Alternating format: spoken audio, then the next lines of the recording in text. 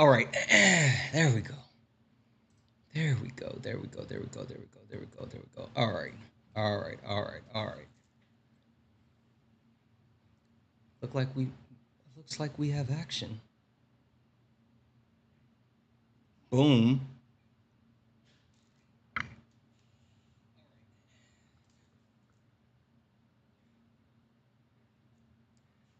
All right. Do that. And hey guys, can everyone hear me okay? Hello. Can everyone hear me okay?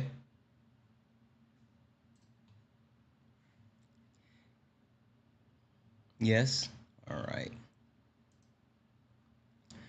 And let's see here. How do I don't think I can do it from here.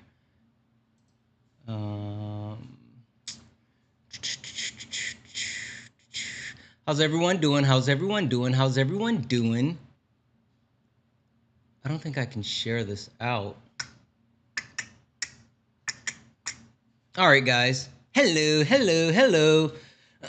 All right, guys. We're gonna go ahead and get it started. We're gonna get it started. If you guys don't mind, do all the wonderful things, right? Tap the screen, share the live, do all the wonderful things. We have to actually make sure that we are active participants because we're on studio. I don't know how this is gonna go, but we're gonna figure it out. With that being said, shall we? I think it's been a while. Yeah, this ain't your regular panel. Nah, we speak the truth. Late nights with Santana and Mama Jones watching. Better keep it clean. Let's go. Late nights, truth in the convo. Everybody get a seat at the table. From the block to the books, we mindful. No screaming, just dreams in the Bible. One mic, one voice, we build bridges from the heart of the hood to the world's big issues. Politics, pay, different cultures. But the real ones listen before they rebuttal. Late nights. All right, how we feeling, guys? Mama Jones watching, so keep it grown. Ain't about flexing, this is a purpose zone. How we feeling? And I hold it steady when it might get hot. But we ain't here to fight, we here to connect the dots. Yeah. Late nights with Santana. You already know. Late nights with Santana. Late nights, no static. No highlight reel, just the soul's reflection. No shade throwing, just connection. From streetwise truths to deep reflections, we turn hard talks into blessings. They say they run a game, we build new rules. We here to heal, uplift, and break. How is everyone doing? Welcome in, welcome in, welcome in. Good evening, good evening. Hey, Elizabeth. Hey, guys, if you don't mind, can we send our daily heartbeats? No judgment. Send your daily heartbeats. Real ones are talking, no cussing. Cause Mama Jones still watching, no fronting. Yeah. Late nights with Santana. You already know. Late nights with Santana. Late nights, no static. Yeah. Mama Jones watching, so keep it grown. Ain't about flexing, this a purpose zone. Santana hold it steady when it might get hot. But we ain't here to fight, we here to connect the dots. Mama Jones watching, so keep it grown. Ain't about flexing, this a purpose zone. Santana hold it steady when it might get hot. But we ain't here to fight, we here to connect the dots. Weekly topics, hearts wide open. No judgment, just motion. Real ones are talking, no cussing. Cause Mama Jones still watching, no fronting. Yeah. Late nights with Santana. You already know. Late nights with Santana. Late nights with Santana. You already know. Late nights with Santana. Late nights. Late nights with Santana. You already know. Late nights with Santana. Late nights. Hey, welcome in, guys. Welcome in. Listen, it's been a while. I might not exactly remember how to do this, but I'm hoping that I do. I hope I remember how to actually host late nights. Late nights. Yes, guys. This is Late Nights with Santana, and you know what that means. That means that everyone is welcome. Everyone is welcome. And guys, we are digging into it because listen, America, we got a problem. We got a problem. We absolutely have a problem. And the problem is a house divided cannot stand. Plain and simple. Plain and simple. And what do I mean by that? I mean that our country is one that is, to be kind, torn, right? I mean, if we're going to be generous, we can say that our country is torn. But let's not conflate things. There's a lot going on. And I think that if we somehow, some way, we're able to get back to the crust of what's important, then maybe we can figure it out. Maybe. Maybe. With that being said, in order to figure it out, it takes you. It takes you. I need your help. I need your support. First and foremost, guys, if you don't mind, let's go ahead and get the likes up to 8,000 likes. As soon as we get the likes up to 8,000 likes, we will go ahead and open up the panel. But I need everyone locked in and tapping the screen. Let's get the likes up to 8,000 likes. If you have not sent your daily heart me, go ahead and send it. It's only 1 coin. It will boost the live and push us out to the FYP. Last but not least, guys, make sure that we're knocking out this little 1 cent gift goal. As of right now, it's the love you very much. I will keep resetting the daily gift goal to these little 1 cent goals so we can go ahead and get more people in here. But guys, I need your participation. I need your participation. I need you. I need you. And so what we're talking about this week, right, is, again, a house divided. And when I say a house divided, we're talking about the country, and I really want to know a couple of different things. First and foremost, I want to get into the state of our states, right? I want to understand where you think we are as a country, the good, the bad, what could be done better, what needs to change. And then I want to get into identity politics. It seems like identity politics has been something that has continued to push its way to the forefront. It's something that literally is taking a hold of us.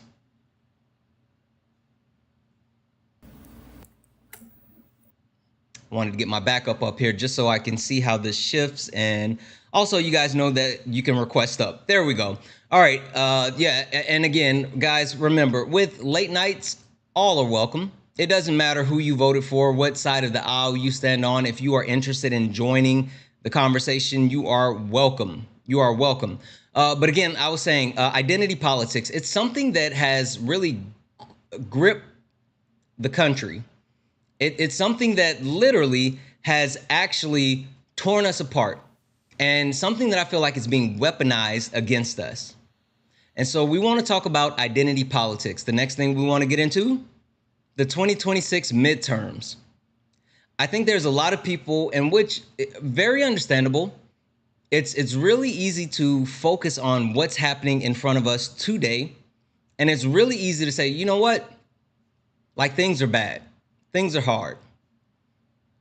But 2026 is right around the corner, and we have to be prepared for 2026. And last but not least, reaching voters. And I know for me, a big thing is reaching those voters who did not vote. But even more than that, is there an opportunity to reach the voters that voted for the other side? So that's something that we're going to get into as well. So with that being said, if you're interested in joining the panel, it does not matter who you voted for, which side of the aisle that you stand on, what position you take. If you're interested in actually joining the conversation, go ahead and request up, because all are welcome. All are welcome here on late nights. I'm going to go around the panel and do a quick introduction. And as we start to get more people in, if more people join, then we'll go ahead and get them in as well. And we'll get to it. Again, guys, if you don't mind, please go ahead and knock out that rose goal. We're going to keep resetting the daily gift goal to these little 1 cent goals. We're going to keep resetting the gift goal to these 1 cent goals. And then we're going to go ahead and get into it. So I'm going to go ahead and start it. Brenda, how are you? Hello? There I am. Hey, I'm good. How are you? Wonderful. Okay. Can you hear me? Yes. Okay. Was she loud for anyone else, or was that just me? How's the volume for everyone else? because I might need to adjust the actual volume. Well, let me change rooms. Does that No, no, help? no, no. Just hold on, because it might be the actual Okay. settings. I don't know if it was just my headset or it's the settings. Wasn't loud. It was loud. Yes or no?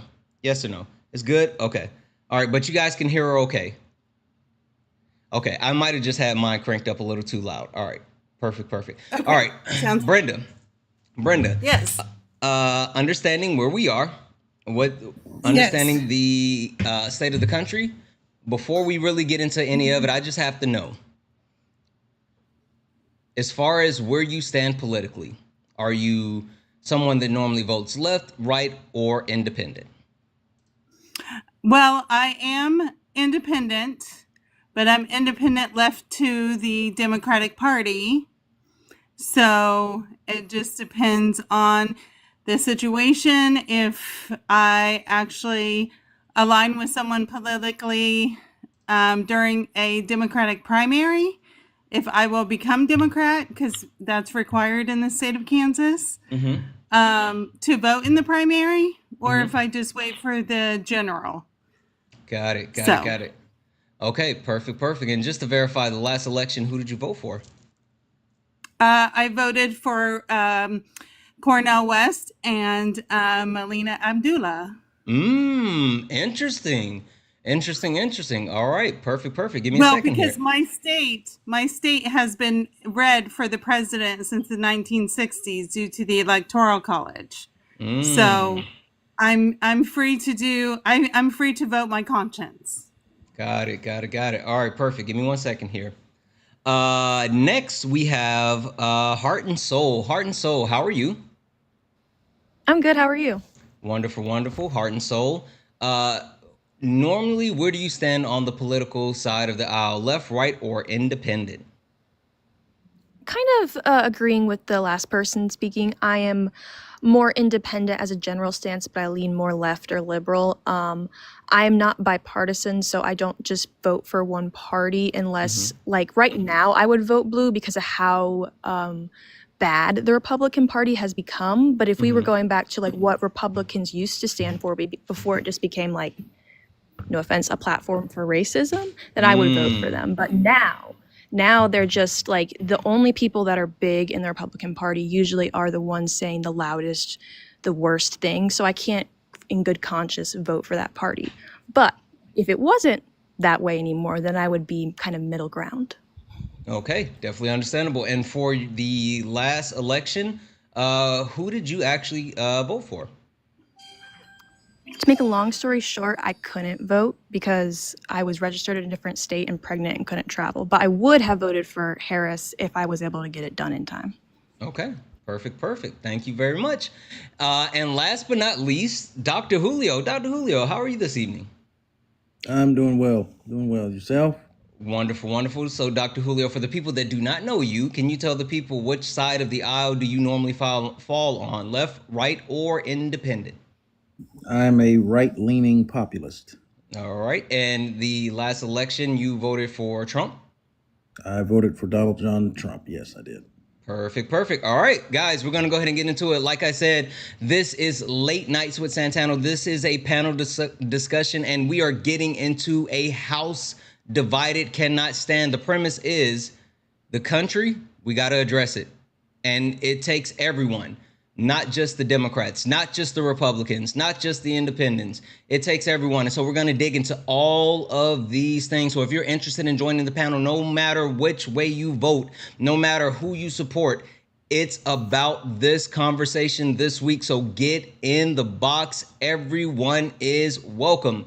Guys, before we go ahead and get it started, a couple of things that I just want to remind everyone. First and foremost, for the people on the panel, guys, please, please, please use TikTok friendly language. What does that mean? That means like using words like pew pew, unalive, C19, mustache man, all of those things that not only protect your live, but it also protects the live. Also, guys, just a reminder, this is a safe and friendly community. What does that mean? That means we don't deal with any of the isms. Racism, sexism, classism. We also don't do any of the phobias. Homophobia, transphobia, none of that. We don't play it on the panel or in the chat. Speaking of the chat, hey chat, please, please, please do not use caps. Caps are for mods. it will draw my attention away from the panel and to the chat, and we definitely want to make sure that we're locked in and able to have these conversations. Last but not least, guys, we do have a nightly donation goal of $250. So if you enjoy the information, education, or entertainment, please consider donating. Everything is accepted. Anything is appreciated. With that being said, we're going to go ahead and get into it. If other people join, I will start to bring other. Actually, there's a couple of people here. Let's go ahead and get them in now. Before we get started, we'll do a quick introduction of the new people, and then we'll get into the actual conversation. So let's go. Looks like you popped up first. It says Penumbra. I'm sorry. I know I'm messing up your name. What can I call you? Oh, you can call me Denise. Denise. Hi, Penumbra. Denise. How are you? Hi, how are you? Good, thank you. How are you? Wonderful. Denise, now for this conversation, I just need to know, are you someone that normally votes left, right, or independent? I have voted independent in the past, and then I changed my party to Democrat because I was working on a campaign, so I wanted to vote with the party of the candidate that I was working with. Okay, So I've been a perfect. Democrat for about 10 years now. All right, perfect. And so in the last election, I'm assuming you voted for. You know who, Kamala. Perfect. Give me 1 second here. Dreaded, how are you? Oh, I'm doing great. How about you? Wonderful. Dreaded, are you someone in the past that has voted left, right, or independent? I've actually never voted before, but I would have Really? voted for whoever the left candidate was. Okay, awesome. Listen, you are absolutely welcome. I'm actually super excited to talk to you. And just to verify, your age is what? I am 23. 23. And is there anything that's actually stopping you from being able to vote? The first time I could ever vote, I actually was I was already like registered in a different town. I was in college, so I was in a different city, so I was unable to vote that time. Would have voted for Joe Biden though. Got it. And then the second time I'll be honest, I made a stupid mistake. I didn't want to vote for Kamala Harris at the time for Gaza, but as I've gotten, more mature, I realized what it really was. It was misogynoir. Ooh, okay. All right, perfect. Even though I myself am a black man. Listen, misogynoir is not colorblind, so that is a thing. All right, perfect. Dreaded, give me just a second here. All right, guys, we're going to go ahead and get into it. Let's start with Brenda. Brenda, really quick. What do you think about the current state of our states, our country? What do you think what is your perspective on our country currently? Well, the one thing that I'm really concerned about in particular would be these, I call them moderate milquetoast Democrats, say Gavin Newsom. He's doing his thing. But for me, I see it all as a grift in order to get his name out there and stuff like that, because he's no longer really worried about the state of California since they have an election next year. So he's working on 28.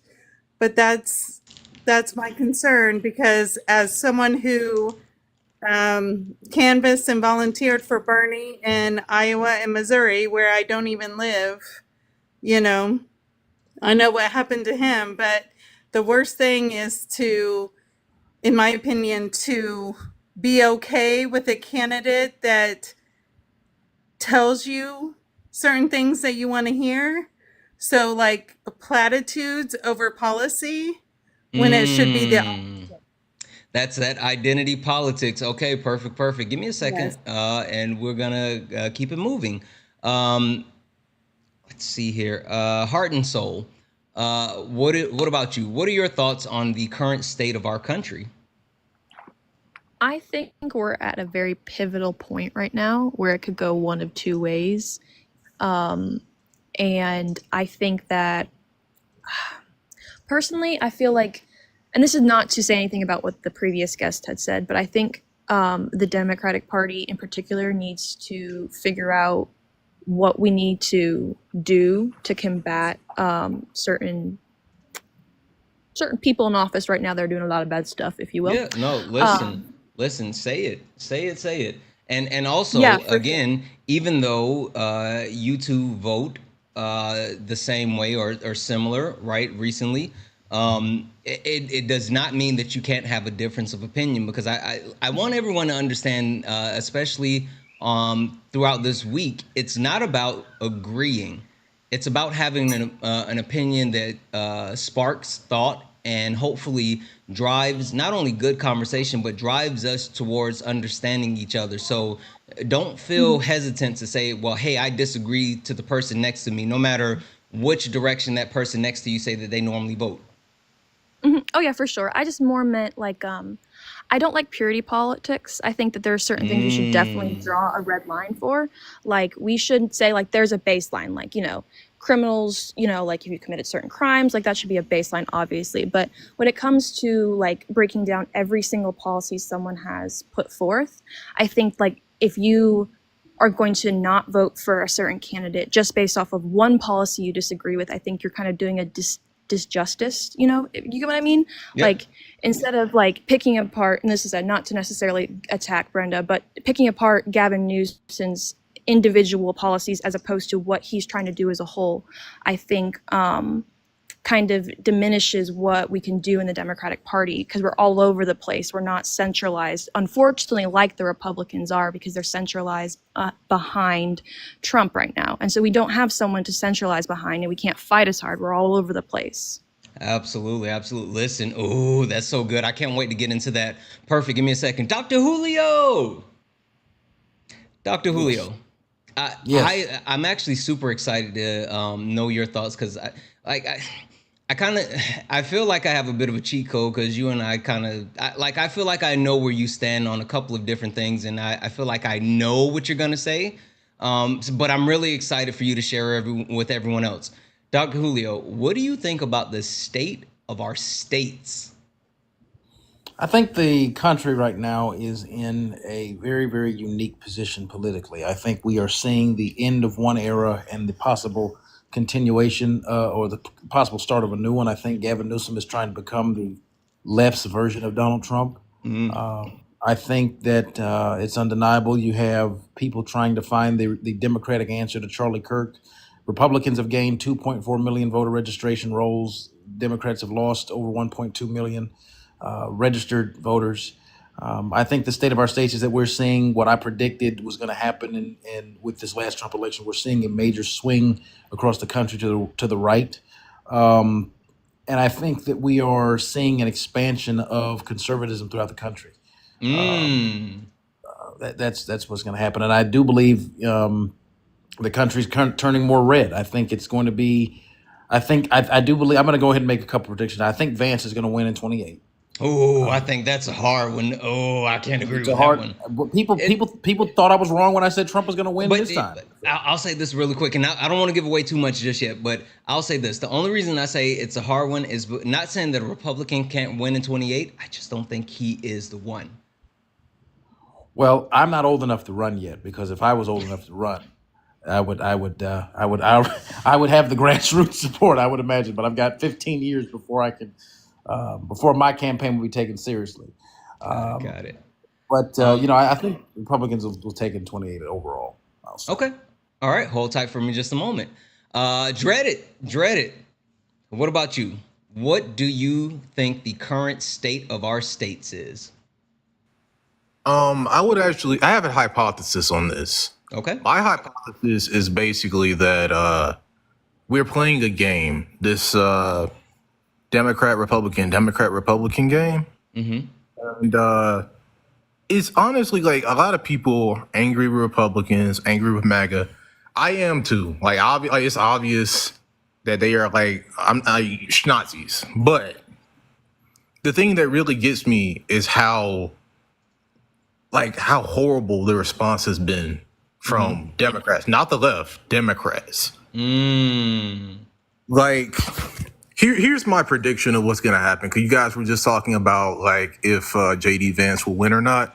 Here's my thing. I don't think any Republican is going to win the next election. I think it's basically a shoe-in for the Democrats in 2026 and 2028. Ooh. The issue is this. I believe that the Democrats will run another candidate that is status quo, that people do not believe will make a huge change. And it will lead to people feeling disenfranchised, like I feel like they did in 2016 after Obama. And, with the candidates that we were putting out. Not that Hillary Clinton was a bad one. Like, I was in high school at the time, but I would have voted for her if I had been able to. I feel like what'll happen is they'll just run another middle of the road candidate, a candidate who tries to play to a non-existent middle, and we'll end up right back where we are right now in 10 years. That's my hypothesis. I tell you what, there is a history of going back and forth throughout the same thing. So I'm not going to say that you're off base, and I do have a lot to say about that because not going to lie, I do think the Democratic Party, at least in 26, is going to fall as, excuse my language, behind backwards into some seats. But give me a second here. Denise, what about you? What's the current state of our states? I have a long list. Okay, one of my biggest fears, let me just jump to it and then I'll come back to Gavin Newsom. I worry about the trade wars. I worry Wait, about. does anyone else, does she sound muffled or kind of far away to anyone else, or is that just me? Wait, hold on a second. Is Oh, that better? That's better. Perfect. Okay. So going back to what I was saying, I worry about the trade wars. I worry about Canada taking U.S. liquor off the shelves, sending dairy products back, the potential for the U.S. dollar not to be the currency in which things are bought like oil or whatever, and Mexico doing the same. I worry about the foreign players, just kind of like Destiny, working around you us. sound kind of muffled again. Okay, hold on a second. Let me see if I can. Guys, while that happens, let me just do this because, guys, massive W's in the chat for MAGA Cries. MAGA Cries has started us off tonight with a $5 donation towards the nightly donation goal and said, I've been waiting for late nights with Santana so I can get on the panel, but I had to work tonight and my job is loud. Listen, MAGA Cries, not only will we be on for 3 hours, but also we'll be on tonight, tomorrow night, and Wednesday night. So hopefully you'll get an opportunity to actually join the panel.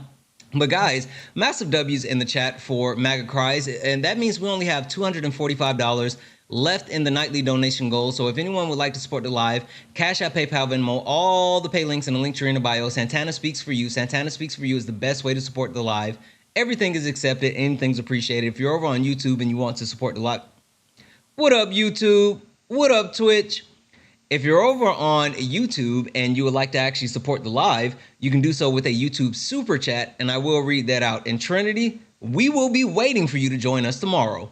All right, Destiny. I'm not I'm sorry. I'm sorry, Denise. Why didn't I call you Destiny? Okay, Denise, sorry about that. Is that better? Is that better? Way better. Way Sorry better. about that. So going back to what I was saying before, so yes, I do worry about, our global partners just kind of working around us, trading with each other, Mexico doing the same. So that stresses me a little bit. I worry about the US dollar not being the currency that in which products are being, brought against.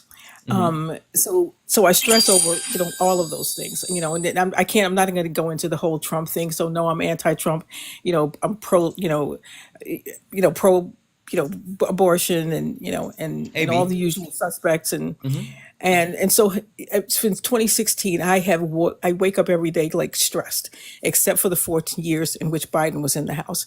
Now let me jump ahead to I want to jump off topic just for a second, just to address Gavin Newsom. In 2016, I work in corporate America. I sat next to my colleague. He was in his 50s at the time. And I remember clearly saying when Trump was running, I know what his message is. I don't know what hers is, because he was beating you over the head with it. And so for the past 15 years, I've been been criticizing the Dems for not understanding, and I'm going to use a word which isn't really the appropriate word, marketing, how you take it, how you drum the table down, which is what Trump does. So Gavin Newsom comes into play, and so how he his messaging is one thing. He's a serious player. He has one of the largest economies, like in all of the United States. So that messaging thing that he's doing, that marketing thing that he's doing, that using Trump's own tactics, I absolutely love it because it's exactly what people need. And the right is going, oh my God, what is he? He's doing exactly the same thing that the other side does, and that's what we need, to bang the table down over and over and over again. To be not long sentences, not the things that are hard for people to understand, just very easy sound bites. Drum it down. So I'm loving that part. But yes, I am frightened. All right. Okay. That was a lot, but listen, I understand. I do. And listen, thank you for sharing that. Okay. Last but not least, Amy. Amy, what do you think? Thank you. What is the current state of our state? Okay. Well, thank goodness Denise said a bunch of what I wanted to say. Can you hear me? Yeah, we can. Because that'll make it shorter. And so what I think is that, first of all, I don't have a lot of patience for people who just because who go against Gavin because he's not perfect and he's not pure enough and he's not left enough. He's the only one besides Jasmine Crockett and a couple others who will stand up and go toe to toe with Trump and stand up there in front of a mic and say, I'm not afraid of him and here's what we're going to do. And here's what I'm going to do, is what he says. We're going to do this. This is my plan. And I really like that because he's taking the fight to Trump. My concern about the country, a couple things, places like Nebraska going broke, the effect of USAID being cut on our farmers, the effect of just all the cuts, the whole Doge thing. But my biggest overriding concern with all of that, the left is still playing purity politics, like Cornel West. Oh my goodness, doesn't he owe $100,000 in child support and he teaches at Harvard? But people are still framing this as Democrat versus the Republican. We don't have a Republican Party. The last two Republicans were Adam Kinzinger and Liz Cheney. What we have is Democrats and, I'm sorry, fascists who are taking direction from Russia. And if you can't look at DC and be alarmed at the 6 states that sent their National Guard there, and if you think that's normal back and forth Democrat-Republican politics, I'm not convinced we'll have an election in 2028. I think we need to pay attention to the fact that the guy in the White House is shredding the Constitution. And if that sounds alarmist to you, I mean, my thought is then you haven't been paying attention. But I spoke to a friend of mine who's in the National Guard today, and she's way more conservative than me. And I asked her, I said, I know you're more conservative than me, but does this upset you? And she said, yes. I said, does it upset other people in the National Guard? And she said, yes. Like, they all know they're not supposed to be doing this, right? So anyway, I don't want to monologue, but that's my thing, is that there are really serious norms being broken. I'm old enough to remember when Republicans hated Russia. Republicans, yeah, absolutely. And I didn't like them. I had no love for Reagan. And Gavin Newsom, most of my community doesn't like him because he's not pro-trans enough. And I just look at them and go, okay, do you want the guy who doesn't want trans people in sports? Or do you want the guy who doesn't want them to have any gender affirming care ever their entire life? Okay, hold on. Let's stop right there because we're gonna get into it. We're gonna get right into that very point. So first and foremost, let me just call this out because guys, holy freaking crap. Again, this is late nights. We know Mama Jones watches late nights, so we have to be kind with our words. But with that kindness comes kindness that is shown. So first and foremost, guys, massive W's in the chat for Jessica. Jessica sent a $25 donation towards the nightly goal saying, TikTok truthin'. You absolutely know it. Thank you so much for that $25 donation. You are absolutely amazing. And then also, guys, another $25 donation was actually sent by Michael. Michael sent a $25 donation saying, I like what you do and you're helping me to continue to learn and grow. Thank you, Michael. 1, thank you for your donation. 2, thank you for being here. 3, thank you for being a part of our community. You are greatly appreciated. Guys, that is awesome. That means we only have $195 left in our nightly donation goal. Guys, we got 197 people here. We can definitely knock out our nightly donation goal tonight. So if 195 people send $1, we can close it out. Cash App, PayPal, Venmo, all the pay links, and the link tree in the bio. Santana Speaks for You is the best way to support the live. Everything is accepted. Anything's appreciated. You can support over on YouTube with a YouTube super chat. Guys, let's get the likes up as well. If you don't mind, let's go ahead and get the likes up to 50,000 likes. As a matter of fact, you know what? Haven't done this in a while. I think I'm going to challenge you. Because it seems like you guys have been slipping on your pimping. All right. So what I'm going to do is throw up a 10-minute counter, right? Going to set up a 10-minute counter. Oh wait, that's not what I wanted to do. Anyway, I'm going to set it up in a minute. I'll do it in a minute. But we're going to set up a 10-minute countdown. And we need to go ahead and get the likes up to 100, up to, let's say, you guys can do 75,000 likes. I believe you. I absolutely believe in you. 75,000 likes within the next 10 minutes, or we're gonna go to sub only. So tap the screen, do all the wonderful things, right? Let's go ahead and boom, there it is. 10-minute counter. Go ahead and get the likes up to 75,000 likes, and I'm going to reset the daily gift goal as well to, again, those 1 little cent goals. Now, let's get into it, because on the background, we have identity politics, right? We absolutely have identity politics. Now, for those who are wondering, like, what is identity politics? Identity politics tend to be those type of politics that take away from necessarily the direct policy of what's happening, right? Now, the interesting thing about identity politics is usually it's something that is very, very necessary for us to actually get into, because we don't want to ever forget about marginalized communities. We don't ever want to get too far away from, the place where we continue to care about each other. But the thing that I've noticed, and I'm going to be really specific when I say this, the Trump administration spent $215 million in their last campaign to target the transgender community. Understanding the transgender community is less than 1% of the US population. The Trump administration was able to weaponize the thought that for some reason transgender people were actually a hindrance or a burden or some type of negative impact on the country. And it tends to be something that I think that we get distracted by, right? Whether we talk about, the quote unquote men and women's spaces, or whether we talk about the migrants coming across the border, it's always something that tends to be propagandized, right? And with that being said, I would love to hear where the line is for people, right? And not just in the sense of like, hey, where's the line? But also in the sense of like, there is an actual thought process behind purity test, right? And I know there's a lot of people, and we'll use Gavin Newsom to be specific. There are a lot of people that are pushing back on Gavin Newsom because when he started his podcast, he did not necessarily come out at all for the transgender community. And even more than that, he kind of sided with the right. So I want to hear it.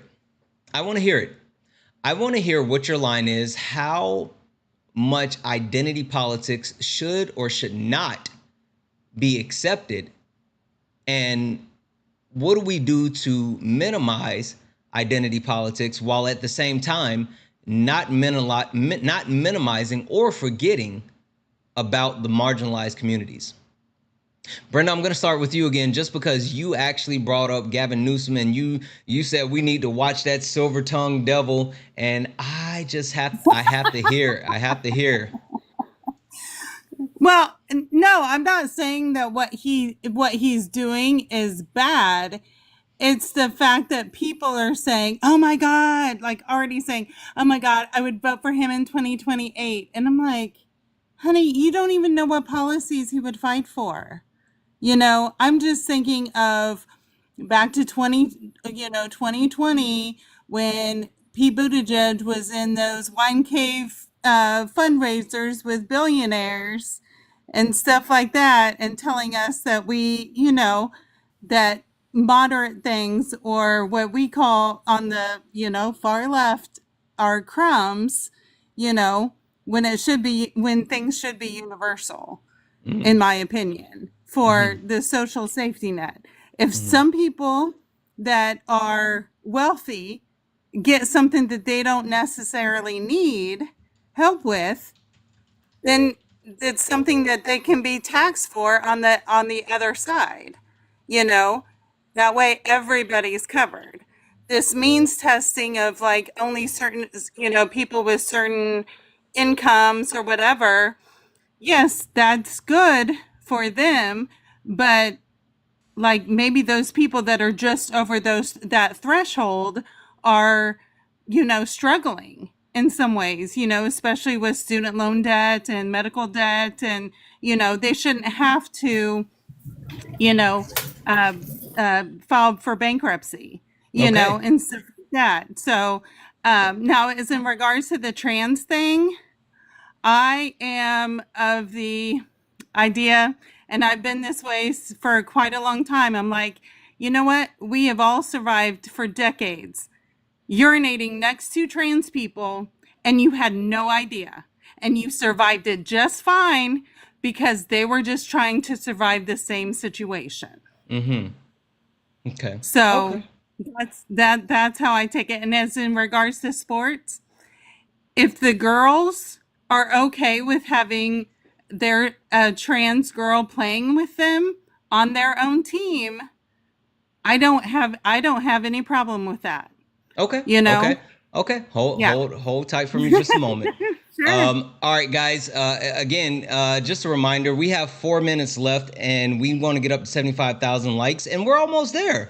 We're almost there, guys. I know we can do it. Keep tapping the screen. Let's go ahead and get the likes up to 75,000 likes. Listen. All right, that's interesting. Amy, I want to come back directly to you, and I want to come back directly to you specifically because you were kind of on the fence of like, hey, Gavin Newsom is out here, he's doing something, he's fighting the fight. Like, we need to, for a lack of better wrestling term, put him over. What do you think So, about what Brenda just said? okay, so first I want to clarify my position, which is I'm not jumping in to say Gavin Newsom 2028. I'm saying right now he's the one out front. Let's support him in what he's doing. I'm not saying he's my first choice in 2028 by any means. So I don't know as much about Gavin Newsom's position on trans issues as I want to, but from what I understand, I read an article this morning. What he thinks is that transition should happen like not during teenage years, maybe after 18 or 21. And I just stand on and I know that's not what my community believes. They believe you should be able to get puberty blockers early, and you should be able to start other gender affirming stuff younger. And my feeling is a harm reduction thing, that it's still better for the entire community to have someone in office who doesn't think it should all be outlawed. And my understanding is that the Republicans want it all outlawed, and they don't want anybody having any transition at all. And I think that Gavin Newsom could be maybe pulled somewhere different. I totally agree about the bathroom. The bathroom thing is a bunch of nonsense.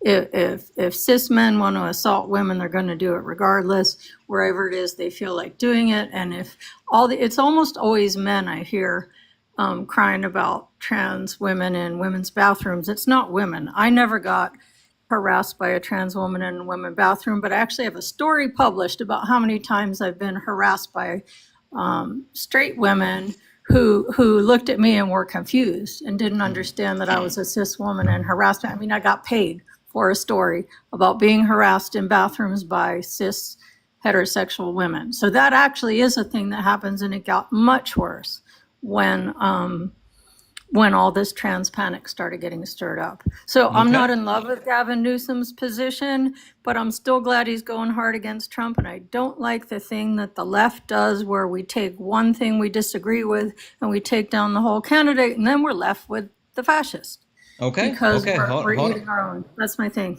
Okay, hold on one second. All right. Dreaded. Dreaded, I want to come to you. And the reason why is because you're someone that didn't vote.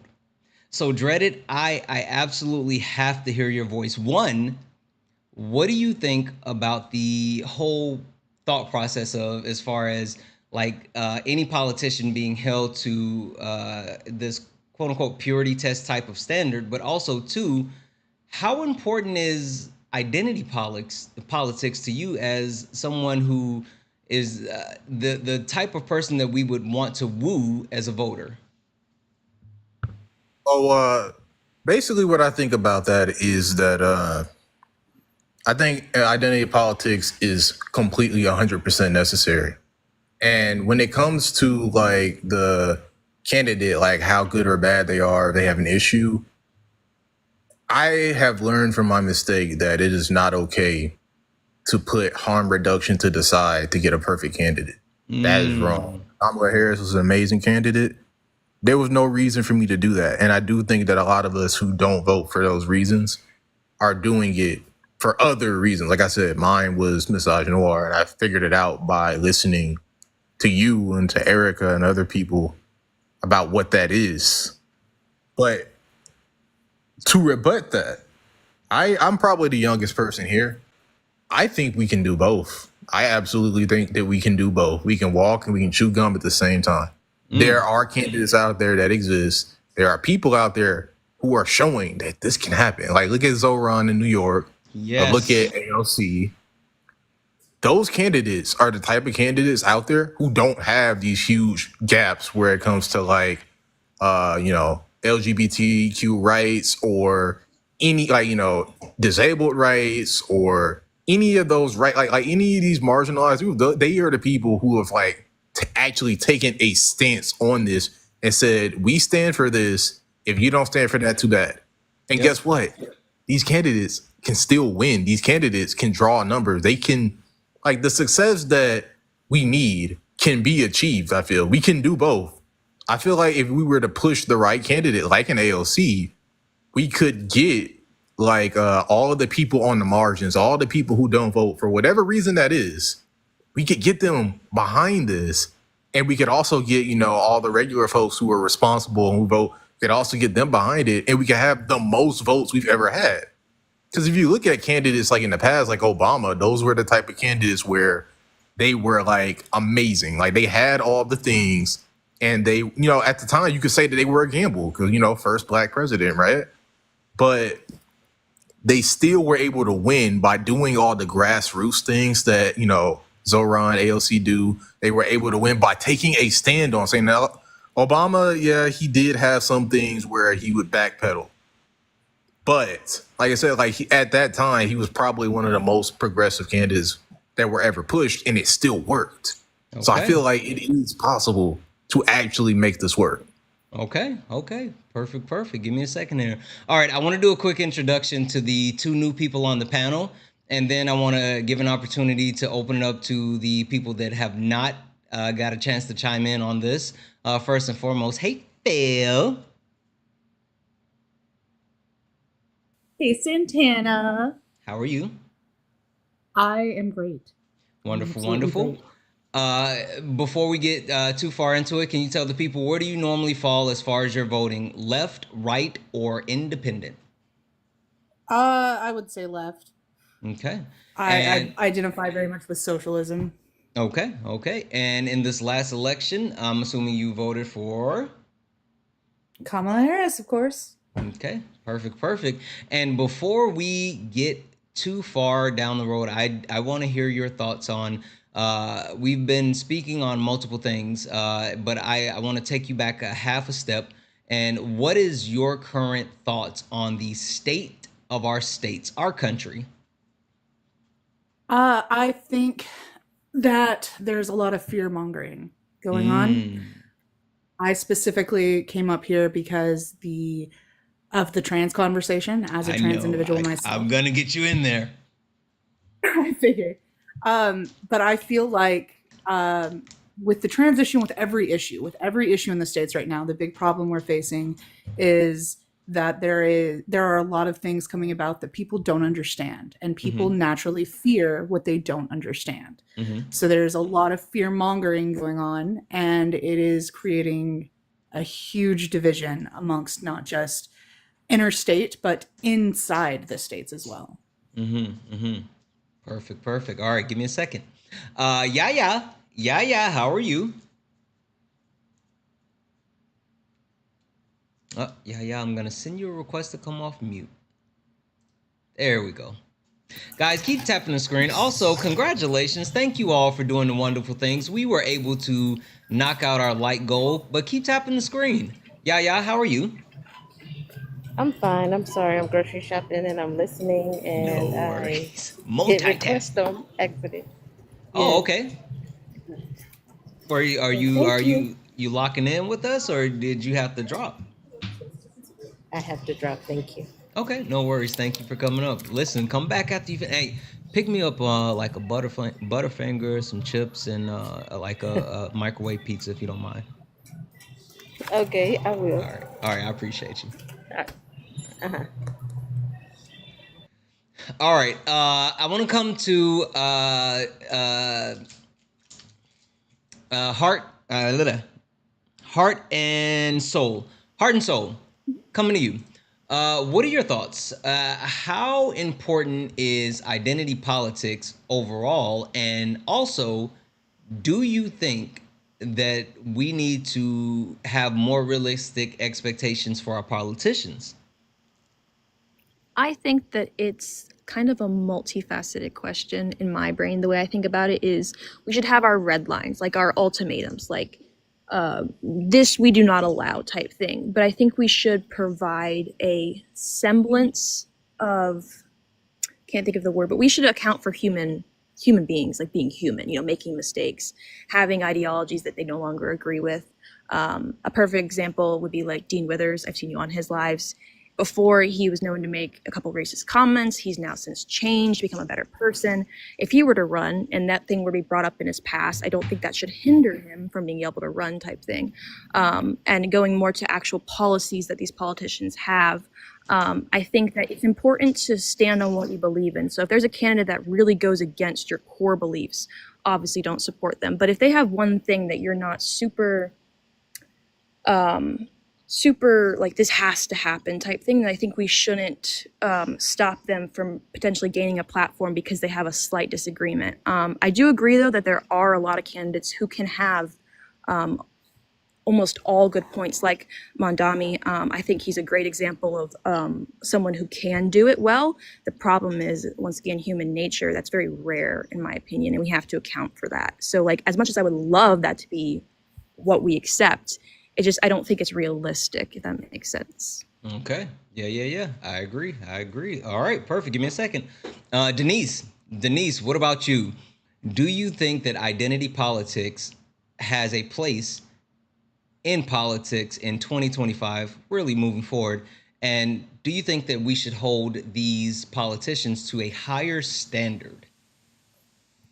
That's a tough question.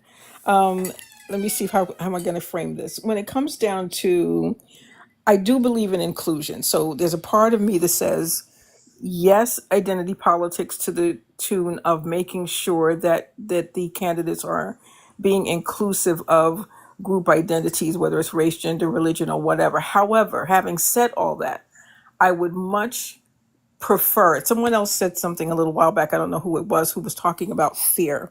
And for the past, I don't know how long, the biggest problem that I've had with the GOP is that they run on fear. I have to be afraid of this group. I got to be afraid of that race. I got to be afraid of that gender or that sexual orientation or that religion. So yes, I think that they need to run and to be inclusive, but I would much prefer that our candidates bang the table down that we don't need to be afraid of this and that and why. Listen, That's my take on it. I could not agree more. I think that I'll say this, and again, I don't want to get too far away from this or get too much into the conversation myself yet. But one of the worst things that the Democratic Party did, in my opinion, was allowed the Republican Party to control the narrative when it came Yep. to transgender people, right? They were able to capitalize on that fear mongering, and they waited too long to respond to it, and it built and built and built. And so, listen, there's a saying. Um, a lie will travel around the world twice before the truth has an opportunity to get out of the bed. Truly. And like literally it grew and spread like wildfire. And then by the time that they were able to actually get in front of it, or not even get in front of it, but try to get in front of it and speak to the truth, it was so far gone. So I completely agree with that. And can I just say one thing? Kamala Sure. almost had it when she first launched her campaign for the I think it was in not this election, but the prior one. I see these little banner, everything said fearless, right? So she was Hmm. hold everybody was holding these little placards with the word fearless on it, and I thought we were there. Hmm. I just I just wanted to make that point that I thought Yeah. we were almost there. Yeah, absolutely, absolutely. Okay, all right. 1 second here. Let me introduce the new person, and then I have to hear from Phil. And so let's go to Blazer. Blazer, how are you? I'm good, Santana. How are you, man?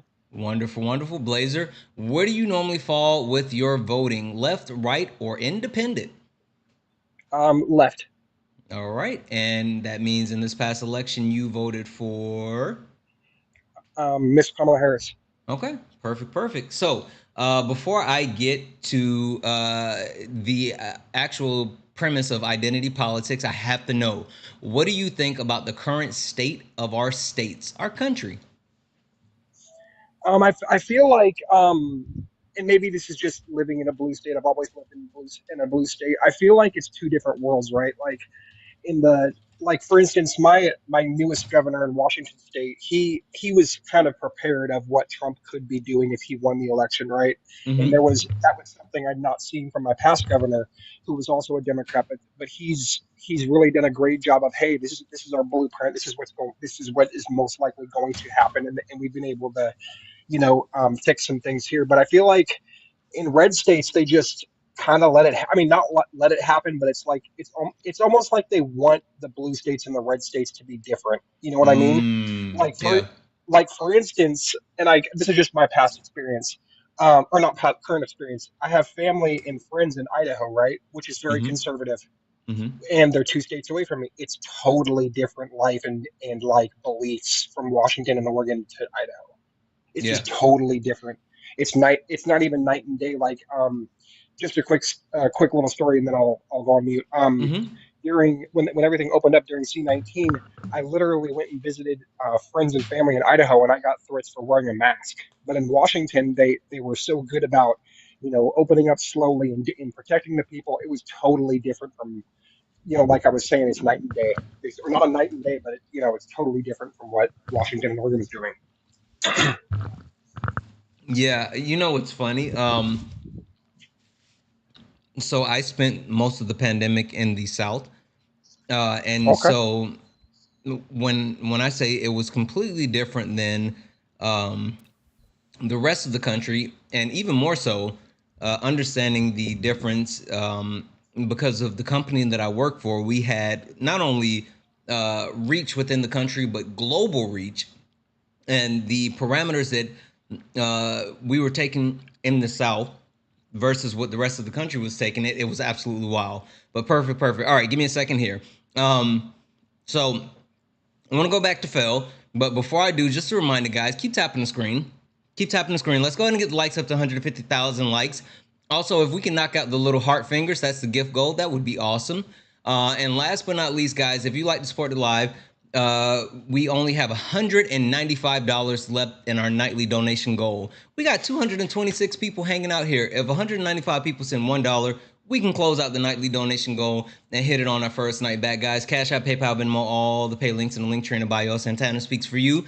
Santana Speaks For You is the best way to support the live. Everything is accepted. Anything's appreciated. If you're over on YouTube, you can send a YouTube super chat, and I will read that out. Phil. Now, Yes, this is going to ma'am. hit a little bit different because identity politics, for most people, tend to mean something else. But as you already said, you are a member of the transgender community, and it's not just something that people can play with. And the thing that I hate the most is when politicians play politics. And I feel like that's exactly what they did with transgender people's lives in this 2024 election, and the ramifications are being seen today, right? Whether you see the actions that the NCAA is taking, whether you see the actions that the Trump administration is taking with pretty much exiling transgender people from the military, or if you just see the over demonization of the transgender community by people like Nancy Mace, the congresswoman from South Carolina. It's they played politics with the transgender community's lives, and now we're starting to see those repercussions. So I have to know, what is your stance on identity politics? Do you think there's a need for a quote unquote purity test when it comes to a candidate? And what would you like to see as far as like finding that line? I think the concept of a purity test is unfair. I want to start there. I have met so many people who don't understand, and that's the problem. That's all it is that they don't understand, and they're open to learning, and they're open to growing. And I have witnessed so many people changing, even within my own family. My mother, I love her to death. She is my best friend. She's amazing. She struggles so much with the idea of having a transgender kid. And I have watched her grow over the years, and I have watched her become a better person. And so if we have things like purity tests out there, we are isolating the idea of growth. And I think that that is incredibly dangerous.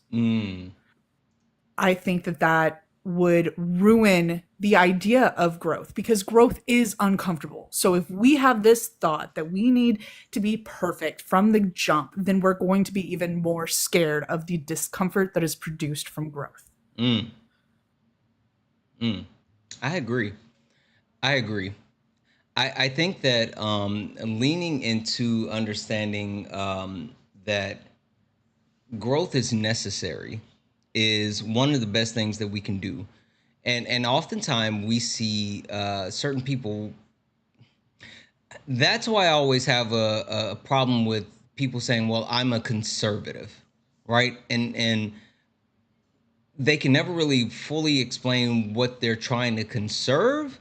But then they go back to like, oh, family values and da da da da da da da da.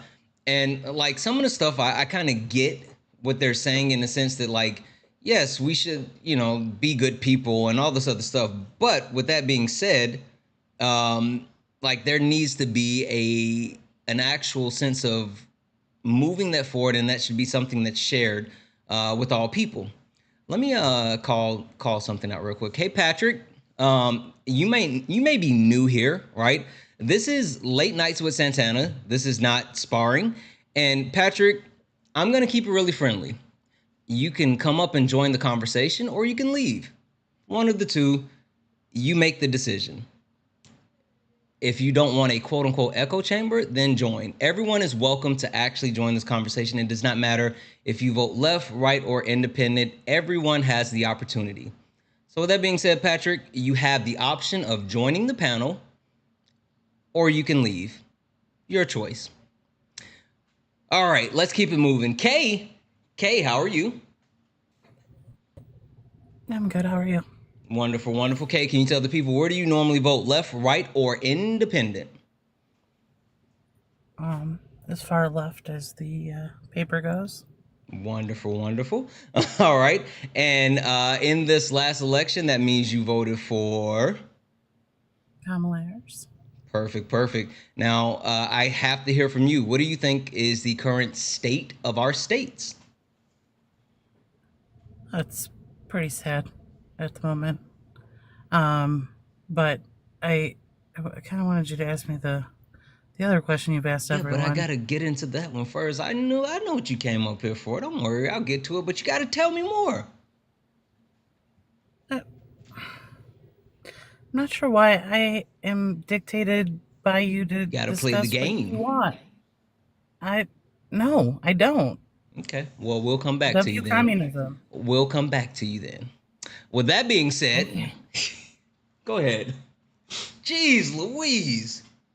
Nobody puts K in a box, Santana. That's not nice. Whatever. No, actually, I'm genuinely. I'd love to know No, what no, you no. think I'm going to say. No. I want you to go ahead on the topic. Okay, so the purity politics, the Oh, identity wait. Hold politics. on. I'm sorry. Let me cue it up correctly. Okay. Can you tell the people, to be more specific, do you think that um, identity politics has a place in 2025, understanding where we are as a country? And then also, do you think that we should have some level of a quote unquote purity test when it comes to holding our politicians to a higher standard? Oh, the comments are killing me, but I'm going to stay here with you. What did they say? I think they don't realize that I'm joking with you. Guys, not too much on Kay. You guys might not know who she is. Like, anyway, It's I'm sorry. fine. Go ahead, It Kay. was just funny. It was just funny. Okay, so my biggest thing is that I think we need to remember how identity politics started Mm-hmm. in the 70s with black women. And I think that if we learn anything, I think as white women specifically, we need to take a look at those lessons and we need to learn from them. I think there is a place for identity politics. I think that Fell is absolutely correct in what they say when they're talking about making sure that um, you know that we're okay with uncomfortableness during Mm-hmm. growth. Mm-hmm. I think it's absolutely, um, you know, uh, it's untenable. Like I know that that I believe in communism, Mm-hmm. and but I also live in reality. So when it comes to the purity test, I have a big problem with people who are one issue voters, or Mm. that the line is, you know, one place and then like can't see past any of that and can't see what harm reduction does, can't see, past the one thing that they believe in or the one thing. So I think that, period tests can be, um, in one way can be very proactive in making sure that a candidate overall, um, thank you, everyone, for hitting that goal. Really appreciate it. Keep tapping, get us up to 150 before he turns that timer back You're a on. And if panelist, you not a can, mod. You're a panelist, not a also, mod. if we could get the shares up to 100, I'd really appreciate it. So it, I'm just multitasking. So, but I think that like when we look at candidates, if we're 95% of the way there, or 90% of the way there, I think it's really important to realize if you're really going to vote the 10% because they can't get there. I think that's so harmful. Um, Mm. and none of my candidates, are people that, I truly would like to see, you know, start grassroots movements, and, are people that haven't even been heard of. I get that, but I also understand that as a country, we need to do better for everyone. And I think that we need to stop trying to go after moderates. I'm People who are just Really? like, yeah, I'm tired of it. Like, we cannot progress with people who still are okay with racism, with that they're okay with Oh wait, I all of thought you these meant. things. Oh, hold on. Clarify your statement. When you say stop going after them, because I thought you were saying that in the sense of like, stop being aggressive or attacking or whatever, like towards them. But No, I are you mean, saying like stop stop trying trying to? to, Got it. yeah, Okay, never mind. stop I'm sorry. coalescing with them and trying to pull them over. Like, leave them behind. I'm okay with ostracizing people from society that, don't bring us any good. So I'm okay with, progression. I'm okay with being, finding progressive people. Like, I don't think moderates do anything. And I think like the worst thing, and I think we had this conversation many months ago, but someone was like, oh, well, when Trump talked about running for a third term, they're like, yeah, well, we'll just bring out Obama again. That would be one of the most harmful things we could do for our country because we would become complacent again. Everyone would be like, ooh, safe, warm blanket. Like, okay, we're Mm-hmm. okay now. We're okay. We're back in the safe place. Where what the country really needs is to progress. We need to look at these other countries outside of us that are way more progressive than we are, and we need to figure out. It took them 1,500 years to get there. We could skip. Like we could skip so much harm in our country if we had just learned from their mistakes and like progressed as people, as humans. Yeah, I agree. I think there's a lot to that, and the possibility of actually leaning into progression is something that I think is needed, right?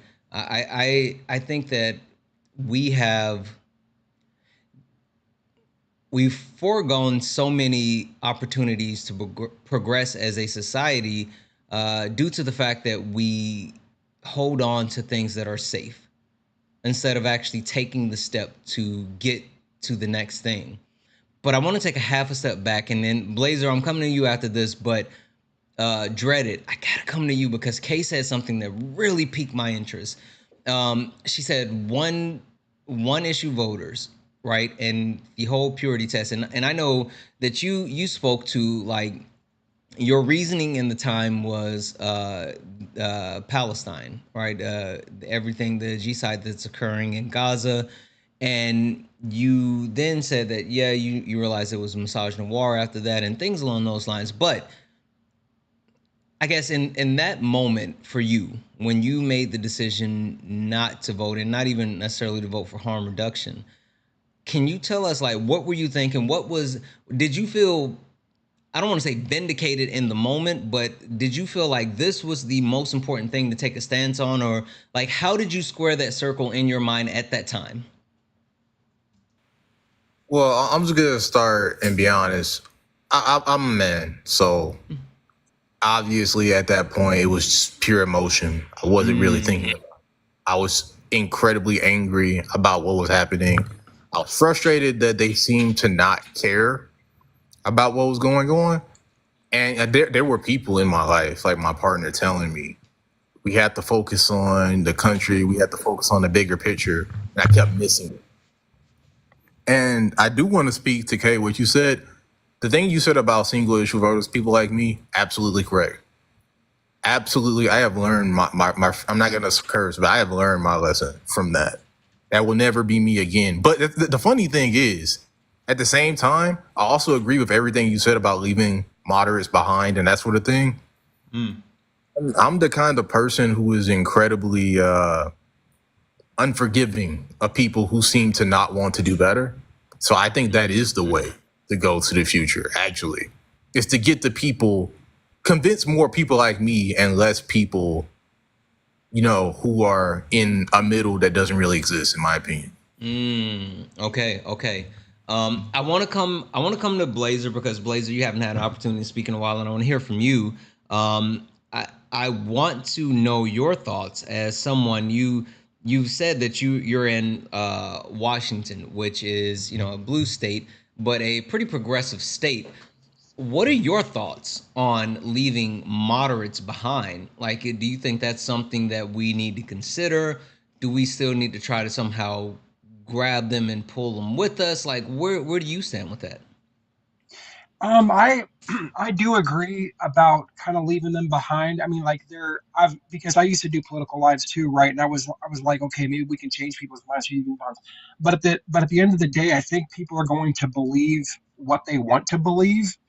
And that's kind of I guess that's not a very good thing to say, but it's like, Mm, like I said, I have family in Idaho. They live and breathe Fox News, CNN, or not CNN, sorry, OAN, Newsmax, all that stuff, and then they say mm-hmm, every other media is fake news. mm. Like, and like I have my uncle, he's a Republican. He literally said Fox News is in the middle. And I'm like, no, it's not. So those are the type of people that I'm like, I'm gonna leave you behind. And granted, he's not a moderate, but I do agree with what Kay was saying. It's time to, like, if they want to be the way they want to be, I mean, let them, let them stay there. Me personally, here, I haven't really interacted with people that are moderate per se here. I have talked to Republicans who are Republican and don't like Donald Trump at all, Mm-hmm. and they didn't vote in this election.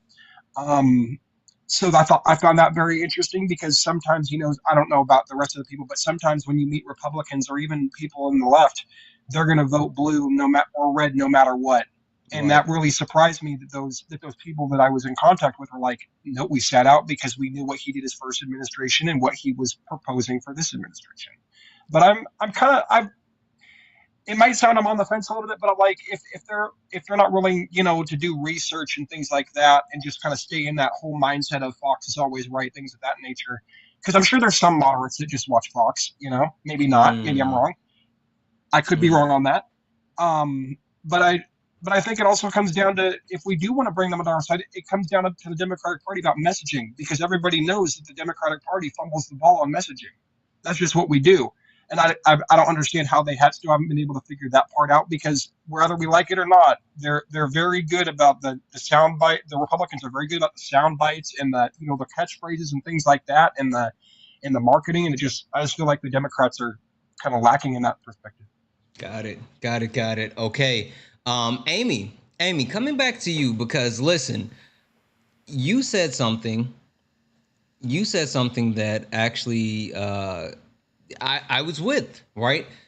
Gavin Newsom is the one person that's out there and he's fighting back. And even if it's like, yes, we understand Gavin Newsom is fighting back from the standpoint of California, but at the very least, he looks like he's doing something, right? He whether it's the troll tweets and the press conferences and like all of this, he looks like he's actually doing something. But but Gavin Newsom is what they're really talking about, right? As far as a candidate, he's one of those moderate candidates. And so while Kay made the point about Barack Obama, I don't feel like the separation between Barack Obama and Gavin Newsom is that wide. So what do you think when you have people that are on the left saying, "Hey, we need to leave the moderates behind," while at the same time, technically the leading candidates right now are quote unquote moderate candidates. Well, are we talking about 28 or 26? So I'll go back to what I said. Yeah. Are you Period. asking Just about period. We let's period? talk both of Okay. them. So here's what I think, and I'm going to be repeating myself a little bit. What I Mm-hmm. like about what Gavin Newsom is doing right now is that it's tactical. He's not just for California. He's saying, Mm-hmm. right, you're taking away seats in the Congress, watch this. And Mm-hmm. he's tactically doing something for the rest of the country with regard to Democratic votes. Is he my first choice in 28? No, I'd rather have AOC. I'd almost rather have Pete. Not sure about that. But Mm. I'm all for leaving the moderates behind. I was very frustrated with Hillary Clinton for not coming down on this diet of Standing Rock. I was very frustrated with Kamala Harris for not allowing the Palestinian representative up on stage who was an actual delegate. I thought that was wrong and I thought it lost her the election. I'm Mm-hmm. not a moderate. I know I painted myself that way up here. I'm not a moderate, but Mm-hmm. what I'm cautious about is I know so many people and I love them dearly and they're in my community who will be like, I couldn't vote for Harris because of Gaza. I couldn't vote for and in 2000 that gave us Bush. The people who wanted it to crash and burn and were going to vote for Nader because they couldn't stand Gore. Gore was too centrist. Gore believed in climate change, and what did we get out of that? We got the Iraq War. Mm. And we actually got 9/11 out of that because Gore and Clinton knew to pay attention to Al Qaeda, and Bush wasn't paying any attention. He was on his ranch in Texas. Most of you are too young to remember this, but when 9/11 happened, Bush had spent an entire month riding his lawnmower around Texas when he should have been at the White House minding the shop. Mm.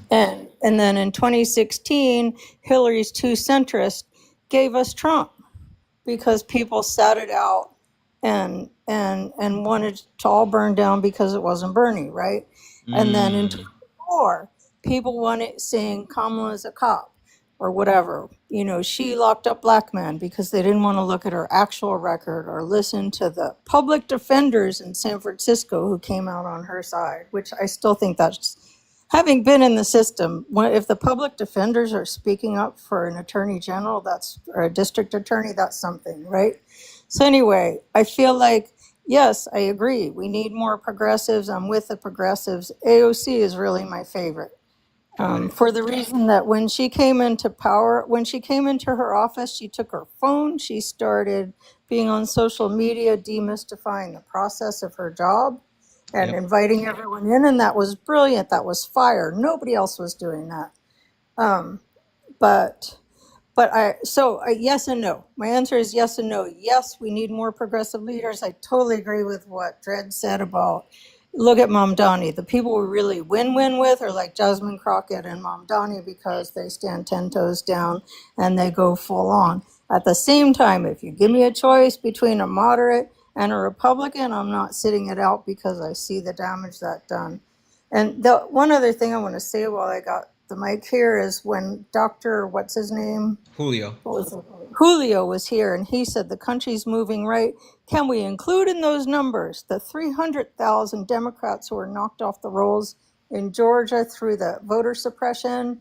Can we, and that's the only state I know numbers for, but can we, Oh, can we we're yeah, literally going towards that next, because the next point that I want to get okay, to is the 2026 midterms, and we're going to talk about gerrymandering. We're going to talk about voter roll purging. We're going to talk about candidates. okay. We're going to get out and like literally, I just yes, feel like, yes, yes. okay, cool. Thank you. And can I tell you, I'm totally intimidated because I listen to you a lot and you're always so on top of the facts.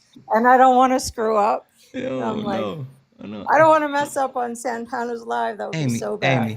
Amy, we're just ordinary people. Okay, okay, Yeah, okay, we're good. okay. All right. Okay. You can Uh, come off your pedestal then. yeah, no, absolutely not. All right, 1 second. Brenda, I'm coming to you because I think you're the only one that I haven't really gotten to hear from as far as the purity test and you know how things are. I'm gonna read this off real quick and chat. I just want to set everyone's expectation. After we hear from Brenda, I think I'm gonna have a pretty unpopular opinion. Sorry to disappoint you. But with that being said, W's in the chat for MAGA Cries. MAGA Cries sent a $5 donation saying not voting is a part of the problem. You are absolutely right. You are absolutely right. Not voting is absolutely a part of the problem. Guys, listen, there was 5 to 10 million people that actually set out of this past election. And people love to scream, well, there's no way Joe Biden won because where'd all the votes go? They didn't go anywhere. They just made the decision not to vote.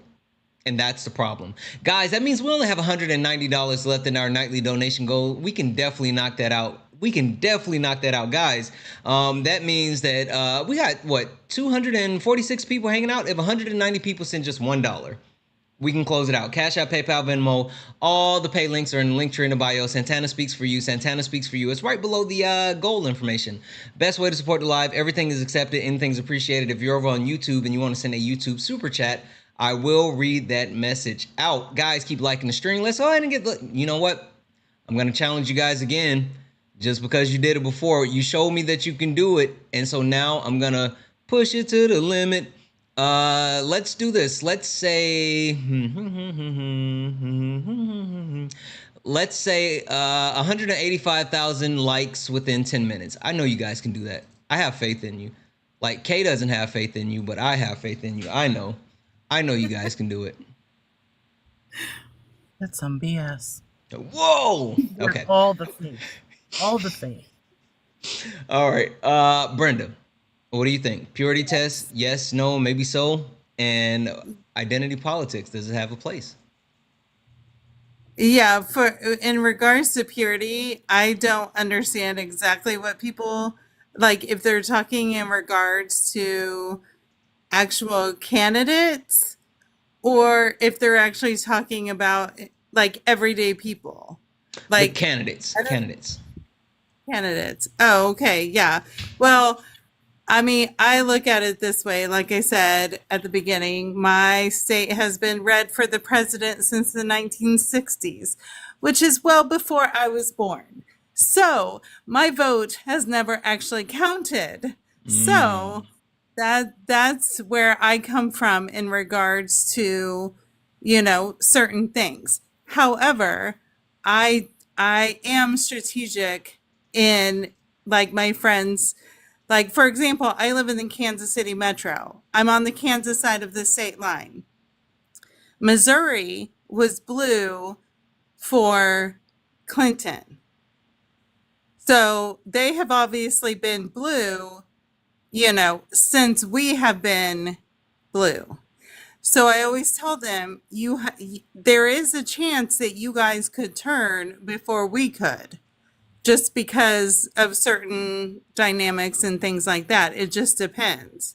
So, things like that. Now, I am of the mind that, um, Citizens United is the worst thing that has ever happened, in politics in regards to this country, because that made it so corporations are, um, they're seen as people in regards to being able to donate and that sort of thing. And I have, that's something that I am very staunch on. Like, if somebody says that they are not going to, take corporate PAC money, take corporate donations and stuff like that, I will give them a chance. But, and there is this other TikTok live. It's like stalking underscore the underscore capital or Congress or something, that he actually goes and evaluates elected officials' donations, like where their donations are from, where their income is from, like if they sell and trade individual stocks, which should actually really be illegal, and that sort of thing. So if they were actually, playing by the rules. I mean, my for my Democratic representative, she is very milquetoast. She worked for the Obama administration. So when she ran in 2018, I was for the person that ran against her. His name is Brent Welder. He is an incredible lawyer. But they actually agreed that they weren't going to take any corporate PAC money. And like a month before, she took some because she wanted it. She wanted it, and he took it, and I have not voted for her since. I'm a voter against Yoder in 2018, because that's the name of the guy that was the Republican that was in. So I'm like, I'm a voter against Yoder, but we'll see how she does. And in that rating, she has a D. So that's why I'm like, see, that's why, those things matter. Where they're taking their money from really matters. So that's the thing that's important for me. But like I said, as a leftist, I'm for universal programs. So in order to help, everyone, like universal health care, free at the point of service, kind of like run like a library, But that's because I fractured my ankle on some untreated stairs and crawled on frozen ground to my car. Oh, wow. Because I didn't know if the ambulance would be, would be in network or not. Yeah, And which is something that like no one should have to deal with, and I right, think that's a thing that like, and you know what, that wraps into what I want to talk about when it comes to like the 2026 midterm. So I don't want to get too deep into that, but no, that's that's a great okay. point. So I'm sorry, go ahead and finish your point for me, and then I want to keep it moving. Okay. Well, I mean, I really have to go because I Oh, actually work for a dialysis center. oh, okay. Um, and I have to go. I have to go and see some patients tomorrow morning, and I have to get up at like 6:30. Okay, But real quick before you go, I then. just want Before you people. go, really quick. Okay. way too early prediction. Who would you want to see at the top of the ticket for the 2028 election? 2028 election. Well, it really depends. I mean, I do like AOC in regards to like kind of how Amy said when she first, came out and that sort of thing. But some of the times I think that she's taking, at this point she's trying to play both sides when it comes to the G side. Unfortunately, Mm. so like I said, it's just for me, it's just gonna have to see who the candidates are, you Okay, know, and that's how it's reasonable. gonna see. So it's just gonna have to wait and see. But I really want people to look at like the party differences. How a lot of leftists look at party differences is that um, the Republicans reward their corporate owner donors and the Democrats protect their corporate owner donors. Absolutely. And the thing that I So, want to make sure that people understand is that it should be about the actual constituents, about the people, about us, and not the actual donors. And so I think you hit that dead on the head. But Brenda, thank you so much for yeah, coming up and they hanging should. out with us tonight. You are absolutely awesome. So thank you. And also, just to say, they should be our elected officials should be seen as our employees. Absolutely. Employees, everybody, not Absolutely. just the corporate owner donors. And with that, I got to go. But you Awesome. guys Thank you all so take much. care. Be safe. Have a wonderful evening. All right, you too. Bye bye. All right, guys, listen, first and foremost, welcome in Parker Raid. Welcome in Parker Raid. Guys, welcome, welcome, welcome. As we get in here, tap, tap, tap the screen. We got 2 minutes left to get up to 185,000 likes. Listen, being powered by this raid, I know we can do it. So I need everyone in here to lock in and go ahead and get the likes up to 185,000 likes. Also, guys, massive, massive, massive W's in the chat for Gene. Gene sent a $1 donation towards the nightly donation goal, saying, W Santana, WK. Gene, you're freaking awesome, because when I said, hey, if everybody send $1, we can close this out, Gene said, bet, I got it. W's in the chat for Gene, who sent the $1 donation, but also W's in the chat for Roosevelt, who sent a $20 donation and said, awesome. I'm sorry, great live. Roosevelt, you are freaking awesome. Thank you so much. Guys, that means we only have $169 left in our nightly donation goal. We got 654 people hanging out now.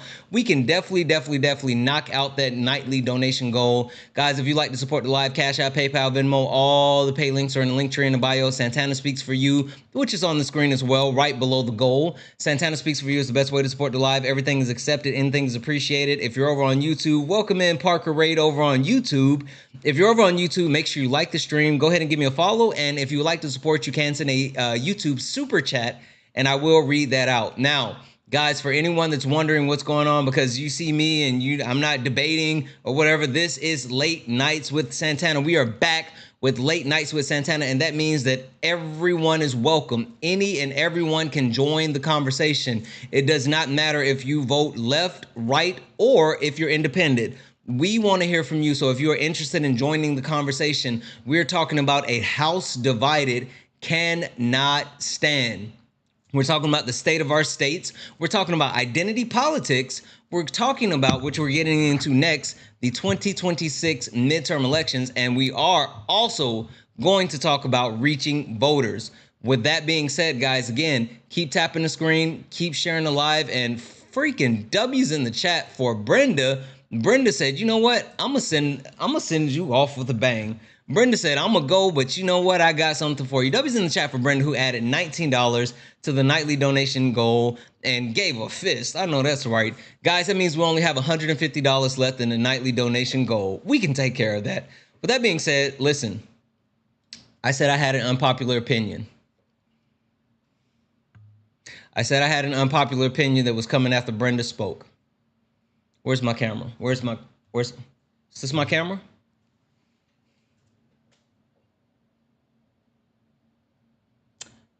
I'm okay with a bit of a purity test.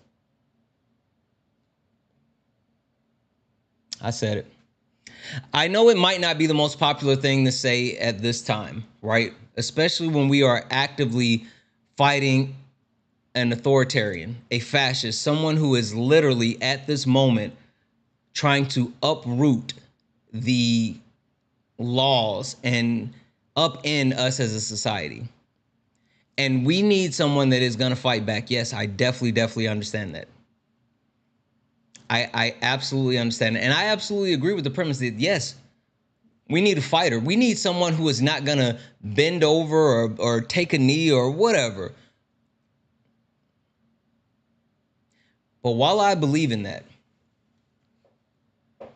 I also don't believe in selling our soul. I'm sorry. And I'm not saying that the candidate has to be perfect, because no one's perfect. I don't believe in being perfect. But I refuse to deal with shit. Oh, excuse my language. Excuse my language. This is late nights. We have to have some standards. We have to have some type of standards. And I almost said the F word. I ended up on, I had the displeasure of joining a live talking about some un-F something, I don't know, whatever. But there was some weird former purple-haired, blue-haired streamer, whatever color hair he used to have. But he said something about like, well, MAGA does this. MAGA does that. And I said, do you want to be MAGA?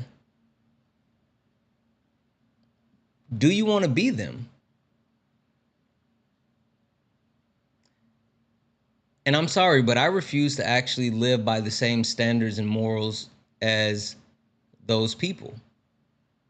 I don't mind playing dirty when it comes to gerrymandering. I don't mind trash talking. I don't mind any of that. But I can't support someone that's just a bad person. Not a flawed person, because we're all flawed. But a fundamentally bad person, I'm not going to support a 34 count felon. I'm not going to support an adjudicated rapist. I'm not going to support an open racist, sexist. Like, I just can't do that. So if you're talking about someone who might be, lacking as far as being as extreme as I would want them to be, or have all the values that I would want them to have, okay, yeah, I can get behind that. But I refuse to sell my soul to win a seat.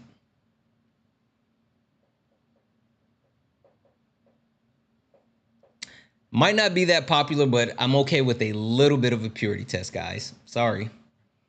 W's in the chat for Bread. Bread sent a $5 donation. Say, came over from Parker's. Love you much, man. Keep doing what you're doing. Bread, thank you so much for that $5 donation. You're freaking awesome. You're freaking awesome. Guys, that means we only have $145 left in the nightly donation goal. Cash App, PayPal, Venmo, all the pay links in the link tree in the bio. Santana Speaks For You. Santana Speaks For You is the best way to support the live. Everything is accepted. Anything is appreciated. Just like, holy crap.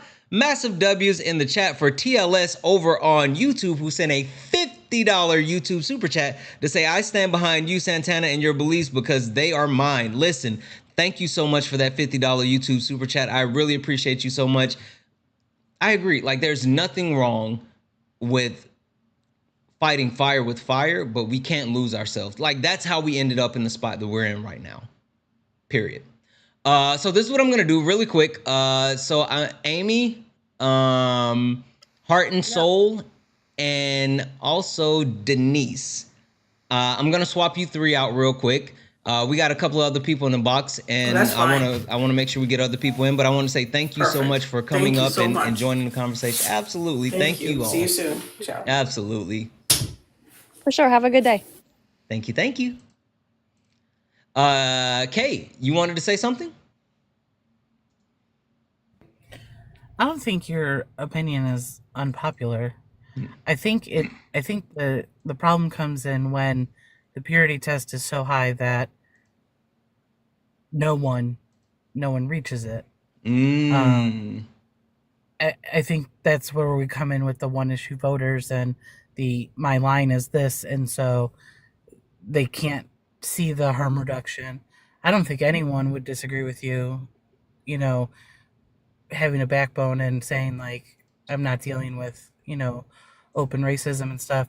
The only point I disagree with is, and this is just from my background and, people, but I, as much as we talk about the 34 count felon not being, someone that should be president, now what he was, I think the charge and the conviction matters, but I don't think being a felon should just automatically, you know, make somebody not a candidate, That's because a great point. there are plenty of people who have been harmed by the type of system that we have, who have felonies on their record, who would be outstanding grassroots candidates, who have seen firsthand the destruction that our system has placed upon people, the harm in specifically the judicial system of marginalized groups and things like that. So I think that it's something to think about when we talk about the purity test. We have to take into account the systems of white supremacy that also lay our land, and Mm. really think about, unfortunately, I think personally, like, that we think about how they affect people and how they disenfranchise people from being able to be candidates. So yes, like his 34 counts and his convictions, I mean that's a line. His civil case is a line. His open racism is a line. I mean, those are all things that I don't think anyone's going to disagree. But I think that just when people say like we need to have a test before someone can be a candidate, that, or we need to have um, you know no one that has a felony should ever be able to run for office. I think that you're disenfranchising people without realizing like how our nation is set up under these systems. And so I think it's something to take a look at when we're talking about, especially as people who are far left, or very progressive.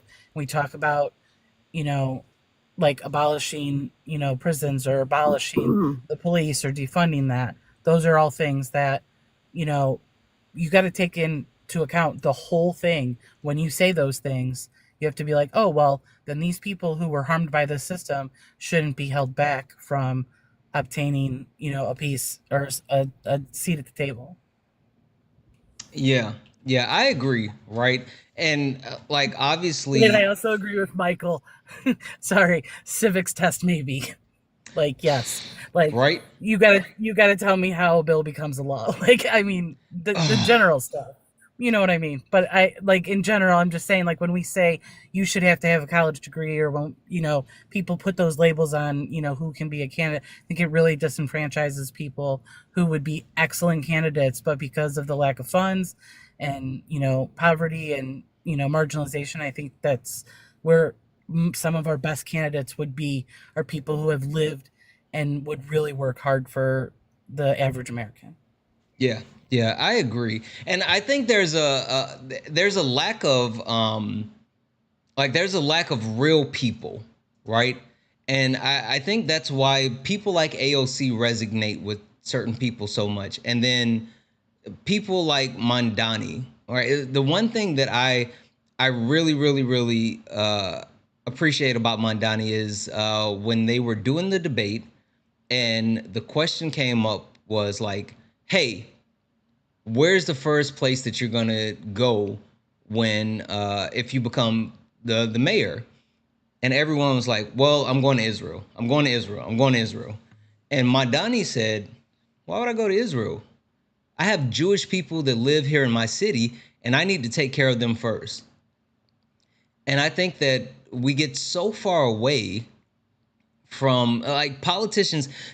That's my biggest problem with like career politicians. They get so far away from what they were sent to Washington for that they forget about the people, and they can't connect with the people because of corporate money, because of power, because of greed, all this other stuff. And I know going to, our next point, which is going to be the 2026 midterms, like that's something that I think we have to demand again. We have to demand it. Hey, Santana, before you move on, can I add something to Kay's point? Sure. So I just wanted to say that, Kay, I think you talking about specifically felonies on the record and everything was an excellent point. I do think that that is something that people should start looking at on a lower level than what we're talking about right now as well. And the ideology, because I've been saying it a lot in the chats, the ideology that felony equals bad person is something that we as a community and a society need to deconstruct. And I think that going up into the politicians is relevant, but I feel like that is something that needs to start with the people, because we treat felons horribly. No matter what their crime is, we don't give a chance, we don't listen, we don't anything. And I think that's something that we need to start working on a lower level that should build up into politics. Yeah, and you know what? I'll say this. Like, our prison system needs to be reformed, right? And not just in the sense of like how much it sucks, but also like it doesn't actually function the way that it's supposed to. Because if it actually functioned the way that it's supposed to, then we wouldn't stigmatize felons. And now I know I'm the one that said Donald Trump's a 34 count felon. Well, literally, the reason why he had those 34 counts, I was about to curse again, but this is late nights. Guys, this is late nights. We got to keep it clean. My mom is watching. I don't care about the payoffs to the corn star. I don't. Sorry. Like, again, I'm not, that's not the purity test that I'm sitting here worried about. But what I do worry about is literally trying to cover things up to defraud the American public so we don't get an opportunity to make a real informed decision. That felony is very pertinent to me. The fact that he paid off a corn star, yeah. But I agree with you, Phil. I agree with you, Kay. Like, you guys made excellent points. Let me read these couple off real quick, and then we're going to introduce the new people on the panel. And then new people on the panel, just FYI, I'm going to lean on you to actually push this next part of the conversation forward. So I hope you're ready. W's in the chat for Roosevelt, who sent another $10 donation for a thumbs up. Roosevelt, you're freaking awesome. Thank you so much. And W's in the chat from the Unoriginal Sin / Michael. Michael, thank you so much for the $20 donation. Guys, that means we only have $120 left in our nightly donation goal. I know we can definitely close out our nightly donation goal. Guys, Cash App, PayPal, Venmo, all the pay links are in the link tree in the bio. Santana Speaks for You. Santana Speaks for You is the best way to support the live. Everything is accepted. Anything is appreciated. And Michelle, I'm sorry, not Michael, Michelle, shoot, I'm sorry. I apologize, Michelle. I'm sorry.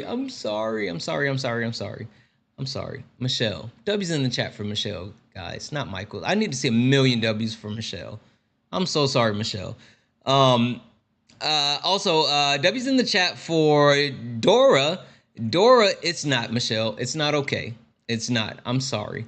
W's in the chat for Dora, who sent a $19.99 YouTube super chat to say, just found your lives, but I love them so far. Keep it up, and I stand with you. Thank you so much for that $19.99 YouTube super chat, Dora. And then also W's in the chat for Nina, who sent a $5 YouTube super chat to say, typically when I bring up DJT's criminal background, it's because he vilifies immigrants and how Democratic cities, it's a double standard. It really is. It really is. Like, the reason why I bring it up as well is because they swear they're the party of law and order. He swears he's like this, whatever. I don't know. I'm not going to get on my soapbox. But anyway, guys, thank you so much. Again, if you're over on YouTube, make sure you like the stream, hit that follow. Guys, I think we're super close to hitting like 7,000 followers on YouTube. So if you're not following the YouTube, make sure you follow it. Santana Speaks over on the YouTubes. All right, let's do a quick introduction of the 4 new people. And then 4 new people, listen, you guys got some big shoes to fill. Like, this panel has been rocking and rolling all night, and now it's going to be your turn. So I'm going to start with Elizabeth. Elizabeth, how are you? Oh, Sorry, yep. first time being on live. Wait, Hi, wait, wait. Is this your I'm first doing time good. on a panel? Yes. W's in the chat for Elizabeth. Elizabeth, we in the building. Thank you for joining us. How are you? Oh, you're welcome. I'm good. I'm at work, so Oh, okay, okay, okay. I work Elizabeth, third shift. Yeah, listen, we're the late night crew here, so like we're locked in. Elizabeth, yeah. where do you normally vote? Left, right, or independent? I normally vote left. Okay. And so that means in this past election you voted for Kamala. Kamala. Kamala. All right, perfect, Kamala. perfect. I'm so sorry. No, no, you're good. You're good. All right. And Elizabeth, what are your current thoughts on the state of our states, our country? Absolutely terrifying. It's Mm. I've never I'm sorry, I'm just nervous. So I don't know. I read a lot of history and especially like, background into like World War II is like one of my favorite ones. Yeah. And you Yeah. can see so many parallels right now Yeah. in the Yeah. fascism, and it's just like, red alarms going off, and Did people you are just did like, you eh. did you I don't know if Elizabeth or you or anyone else got an opportunity to watch the video that I made today. If anyone has not, whenever, not right now, but when we end tonight, go check out the video that I posted today. Did you see him talking about being a dictator in the White House behind the Resolute desk? I have not seen the video yet. No. He literally spoke on being a dictator. And now to be quote unquote fair, he did say his quote was, many people like a dictator. I don't like a dictator. I don't want a dictator. But as the president of the United States, sitting in the White House, in the Oval Office, behind the Resolute desk, in front of the media, to actually say that. Yeah. I'm sorry, go ahead. I cut you off. I'm No, sorry. no, no, no, no, no, no. I'm just like, oh God. Oh, that was big. That was really big. And then right after that, he signed an executive order infringing on our First Amendment rights, saying that uh, there's a year penalty in jail for burning the American flag, Oh. which he can't do. Not only can he not, Yeah. infringe on our First Amendment right, but like he can't create laws with penalties. So anyway, I'm sorry. Go ahead. Uh, Did I stun you? no, no, I'm just like really just like I don't know what to say. We're in the I thought I middle would of a hostile government pretty takeover. much. Yeah, I'm sorry. No, no, it's okay. Um, You were finishing I up the got state nothing of to our say right state. I'm now. sorry. Okay, I'll come back Yeah, to no, you. no, I'm no. sorry. Thank I'm you. sorry. I'm sorry. I'm sorry. Yeah, I just got nervous. It's okay. Oh, yeah, yeah, yeah. Yeah. I'm sorry. It's okay. Okay. Uh, kosher, kosher. Let's see you follow that. Okay. Kosher. Where do you normally vote? Left, right, or independent? I am a left progressive. Okay. And so that means in the last election you voted for. Kamala. All right, perfect, perfect. And what are your thoughts on the state of our states? It's in disarray. I almost do not have words for the current state. Discombobulated, uh, a mess, a dumpster fire, if you will. Yeah, yeah, yeah, yeah. Okay. Um, I I mean, think dumpster fire is very apropos. So, all right, give me a right. second. Give me a second. Yeah. Jessica. Hey, Jessica. Hey, how are you doing tonight, Santana? Wonderful, wonderful. How are you, friend? Doing pretty good. Good, good, good. Jessica, can you tell the people where do you normally fall on the political spectrum? Do you normally vote left, right, or independent? So I am registered as an independent. This was actually my first vote, but I've been able to vote for the last 3 elections, including the 2024.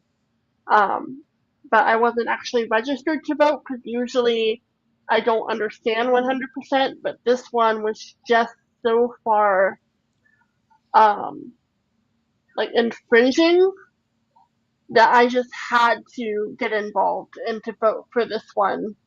Yeah, yeah. No, I definitely understand. Definitely understand.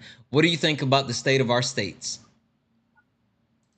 It's extremely scary, Mm, especially with states coming out with new legislation for each individual state and how that could impact other states as well as the people that are living in those. And even if they're just introduced as legislation or as an EO, it still scares people because we yeah, you never got know a if it's dang going to actually right. pass or not. Yeah, yeah, absolutely, absolutely, perfect, perfect. Thank you so much, Jessica. 1 second. Toffee Coco, how are you? Hi, I'm good. How are you? Wonderful, wonderful. Do you normally vote left, right, or independent? I've always voted left. Only voted independent once for Ross Perot. I'm aging myself right now. Um, Mm. but I do have a comment on the midterms. If you wanted me to start off the discussion on that, Well, and I I have a am, but point wait, wait, about wait. it actually. Hold on. I am, but I want to take you through the other question first, and then I want to read these off. But I was literally thinking I was gonna have you start this one off. But Okay, first, what do you think about the state of our states? we're not united. That's for sure. It's hard We to call are, us the listen, at United the top it States. says a house divided cannot stand. Yes, and it's disheartening when you go to social media because it's very polarized. TikTok very left, progressive. There are a lot of MAGA on TikTok too, but Facebook I find to be more right. I don't know. Mm. Maybe that's just my state, my city. I live in I a think very that's red Facebook, state. period. I live in a very red state, and my local community is very red. And I get very discouraged talking to people in my own community because they're so Trumpy, and it's scary. They're Mm-hmm. in a cult. Mm-hmm. They're so far in the cult you can't even discuss something with them. They're just down a rabbit hole. I don't understand Mm. what they believe is just so far out there. You show them facts and they say, nope, not true, fake, fake, fake. You can't even have a discussion anymore. And it's really scary that Yeah, there's millions of people that are buying into just lies, things that aren't even happening. They're believing. They can tell you gas is down and the sign is right in front of them and it's up. They can tell you that they're making more money and they're not. They can tell you groceries are down and they're up. I mean, they just believe and parrot whatever they're told, and Mm-hmm. it's scary.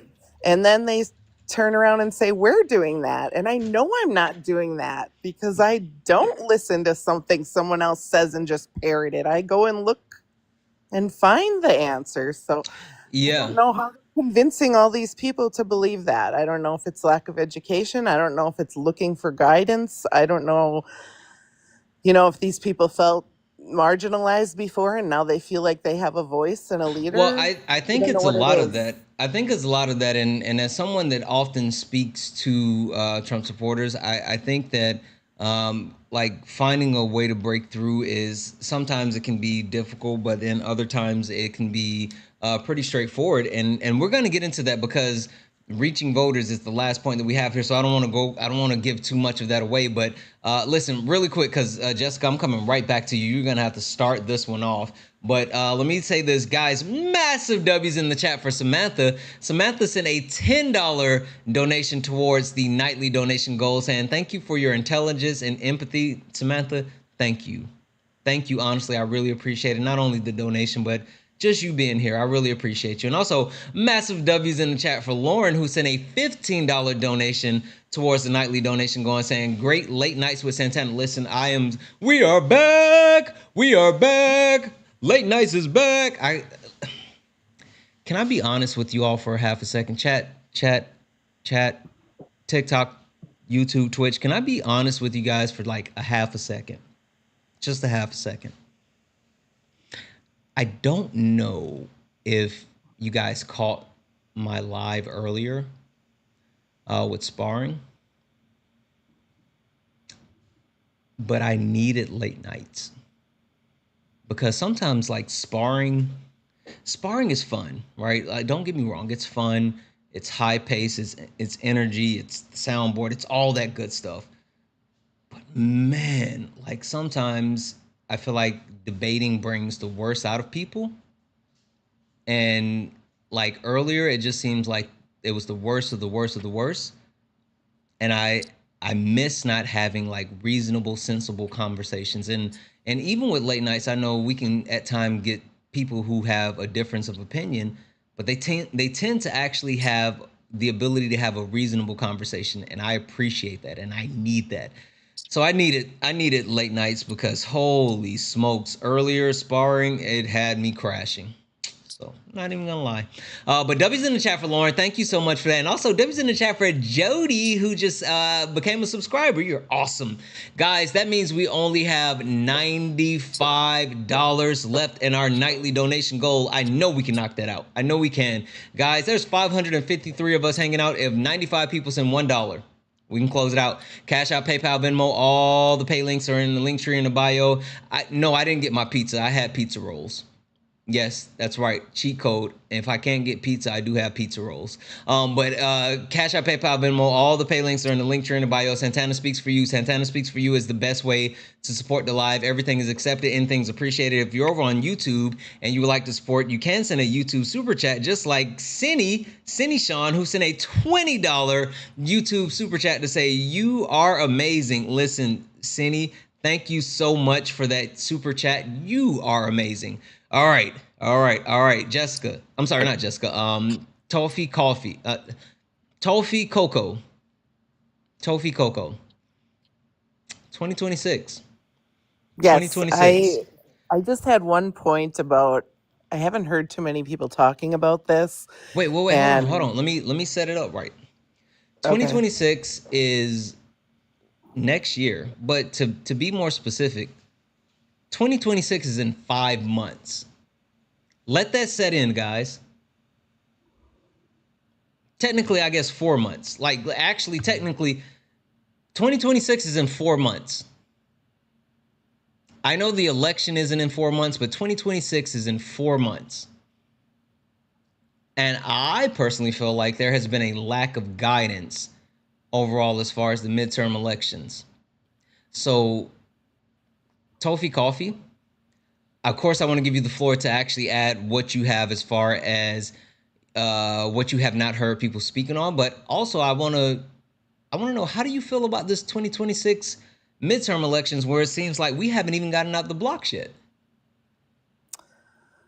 I feel like for a while we didn't really have a leader. I feel like Gavin Newsom is kind of stepping up and he's being put out there as a leader. I don't know if he's the one that, will lead our party, but I think every single Democrat in Congress needs to be doing what he's doing, and they're not. So I'm glad that he's stepping up and doing that, and maybe some will follow. I think we need to hit them where it hurts, and we need to hit them with what they understand.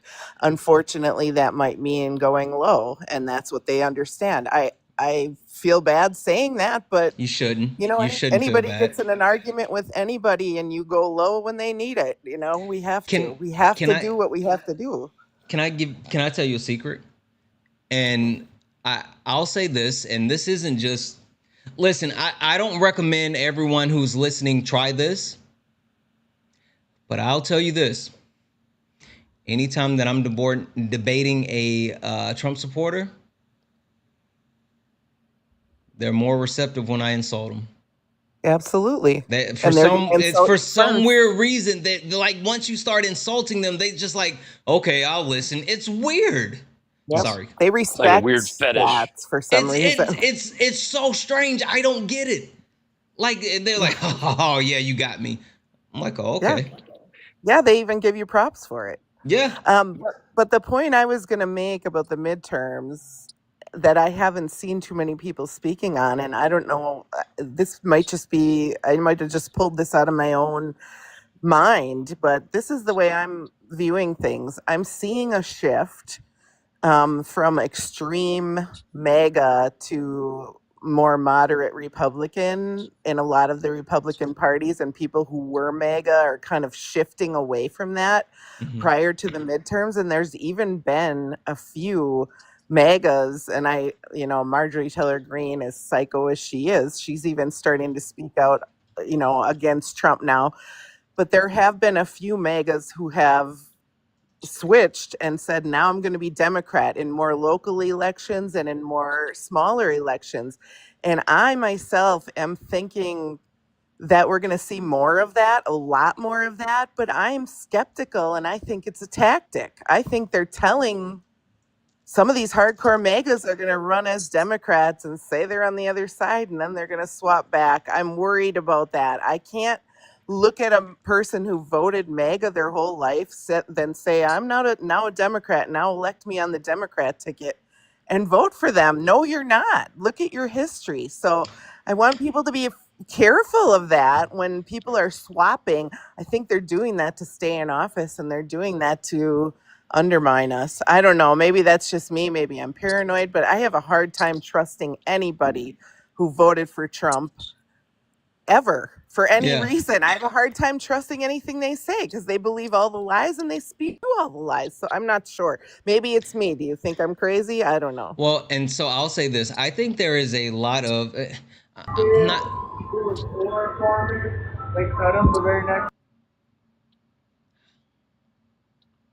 It scared me. I think there's a lot of conflation between people and their politics, and while I am not against someone who is willing to actually change their stance or their position when it comes to their political views, I do look at people voting records, right? I don't really care much about what politicians say because politicians say a lot, but I absolutely care where they cast their vote.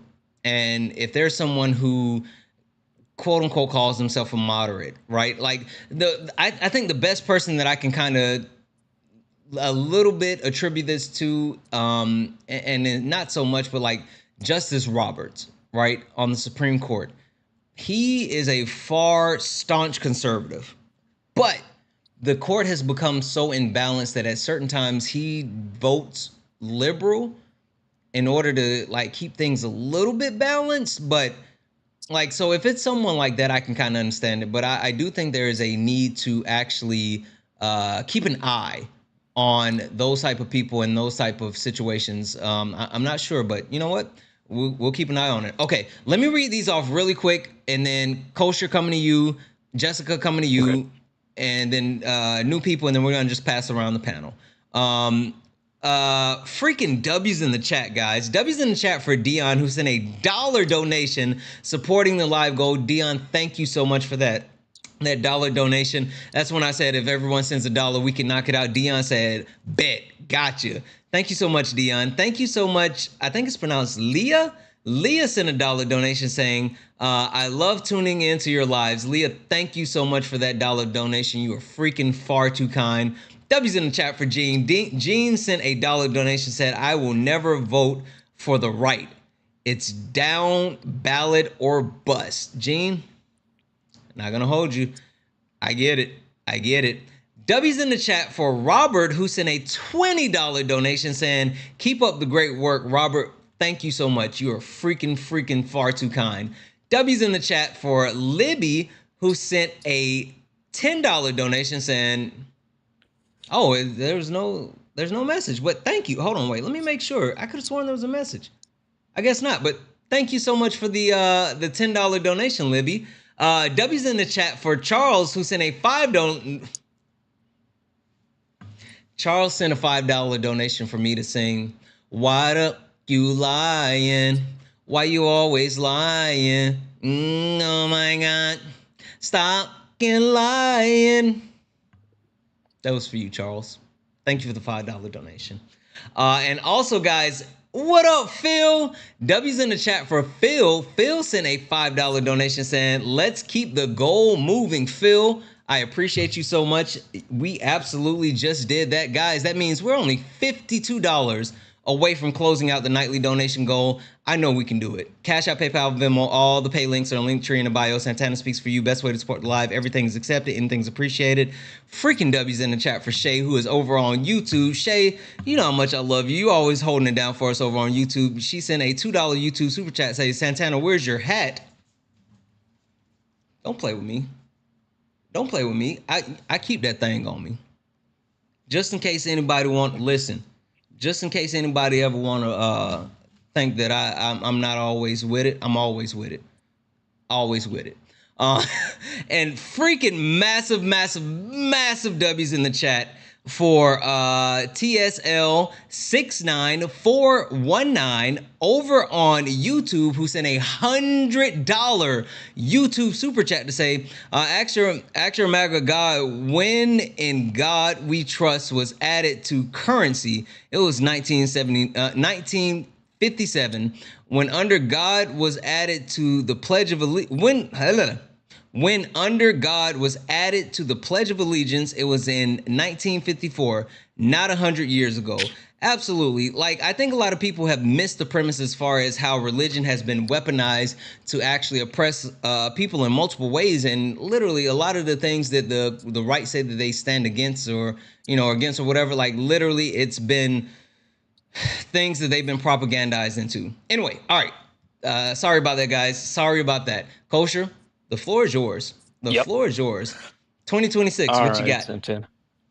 All right, 2026. Well, I will say that I remain hopeful, just because of all the things I'm seeing on socials and everybody being connected. But I wanted to speak specifically to my own state of Arizona. I've lived here my entire life, 40 plus years, and I think we've had maybe 2 Democratic governors in that time, including the current one. When I was growing up, we were a deep red state. I thought, man, never in the world is this place going to turn purple or blue at any point. But in the past several years, we've gone from 2 red senators to 2 blue senators. Our governor has turned blue. And although our state legislature may not be, all the way there, we have the veto queen, Katie Hobbs, as our current governor, and she has no qualms about vetoing all of this ridiculous Republican rhetoric that comes up and down. And Tucson, just recently, Ms. Grijalva just got uh, approved as a primary on the upcoming ballot for 2026. Grijalva, the late congressman's daughter, won the primary for the Democrats. So I'm super excited about that. The point I would make in regards to when you engage with Trumpers, with I think it was I can't remember her name. She was up here a minute ago. Toffee Coco. Toffee Coco. Yeah, I think something just like listening to you guys and using a lot of the points that you make, asking them questions that they know they just have no way around. So yeah, continue that. Watch Jaden, Parker, Dean, all of these Is that guys. a real thing? Do you guys actually do that? What's that? Like, do you guys actually like repeat any of the things that we say when you talk to them? We retain a lot of the arguments that you have so that when they Got it. bring these up, and a lot of the arguments are the same usually, they're the same Oh talking yeah. points that they listen to, those MAGA creators. And now we have sort of ammunition, if you will, to kind of shoot those down. And because you guys are in my ears, surround sound most of the day. I get it. Same here. Same here. That's interesting though. I don't know. Like, I was having an interesting conversation. I'm gonna make this super quick. Having an interesting conversation Yeah, with go my ahead. wife about it, like this whole thing, and I don't know. Like, a lot of times I just feel like I'm just sitting up here talking to like one person or whatever, not realizing the amount of people that I talk to or the amount of people that hear what I don't know. It always just blows my mind because I feel like it's just, right now I feel like it's just me and the people that are up here talking, and that's it. It's weird. I don't know. Anyway, No, I think you reach more people than you realize. so just to kind of wrap this back around really quick, Sure. what do you expect to happen in 2026? I think we will take back the House. Not the Senate. The Senate is, man, I got to do a coin flip on that one. Because I know the elites are probably going to, write them big checks.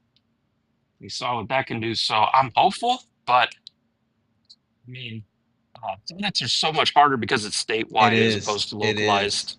It is. It is. Okay. All right. 1 second. Jessica. Yeah, no Jessica, problem. what do you think about 2026? What you got?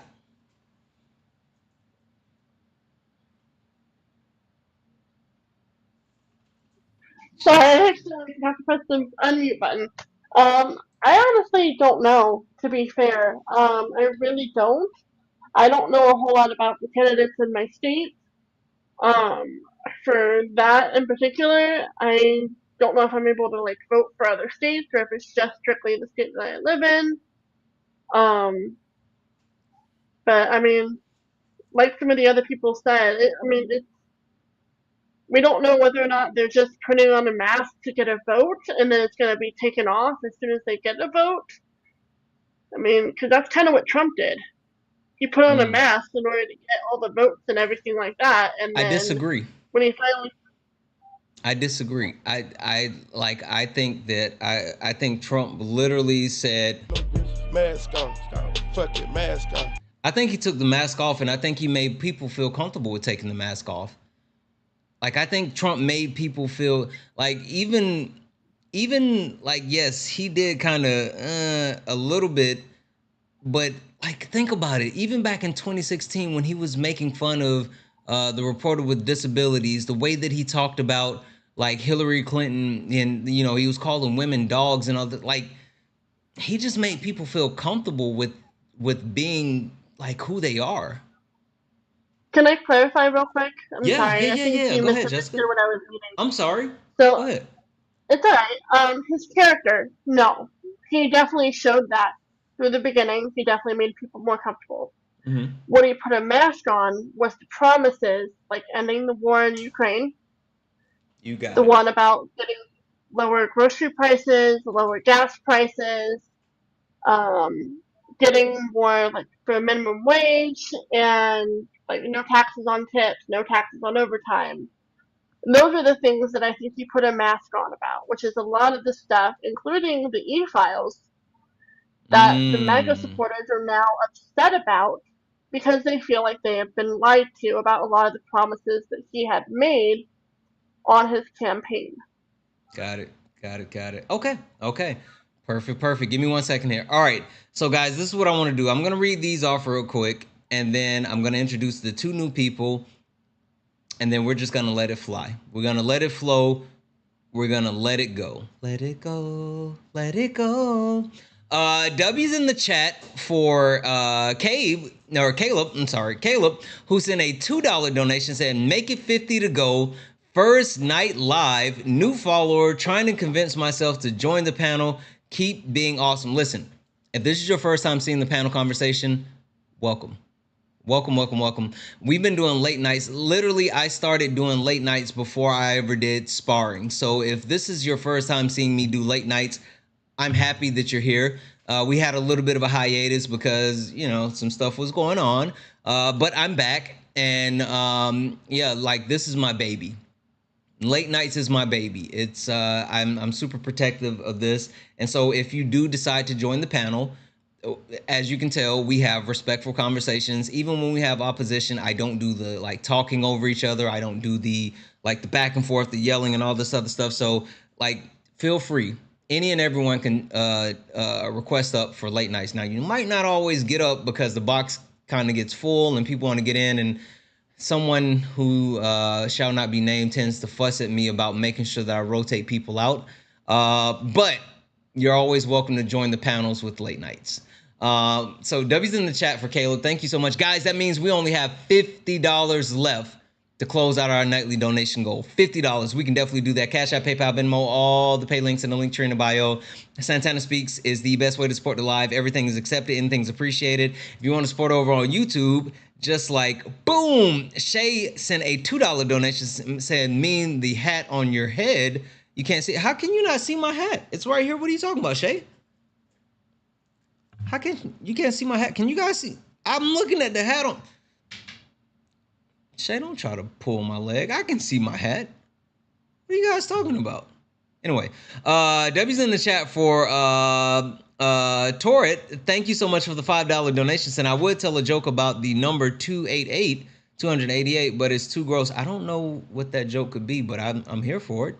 And also, W's in the chat for Bubbles, who sent a $4.99 YouTube super chat to say thank you for all that you do. Thank you so much for that donation. All right, guys. Let's introduce the two new people really quick. Charles, how are you? I am good. I didn't think you were gonna sing the song, man. Oh wait, you said the why the fuck you lying? You know what it is? I don't have the soundboard loaded up on studio. Or you know what? What am I talking about? Why the fuck you lying? Why you always lying? Oh my god. Stop fucking lying. I literally was like, oh, I don't have it loaded in studio, but I forgot I got the freaking soundboard connected. Yeah, I didn't think you were gonna sing it though. I was like, I hope this dude sings it, but I'm gonna go ahead and sing it anyway. Absolutely. Charles, what do you normally vote? Left, right, or independent? I vote left. Okay. So that means in this last election you voted for Harris. Perfect. Charles, what do you think about the state of our states? Currently, or what? Currently, what he's currently going to it, or currently, what do you think about what's going on in the country right now? I think it's horrible, and I think it's only going to get worse before it gets better.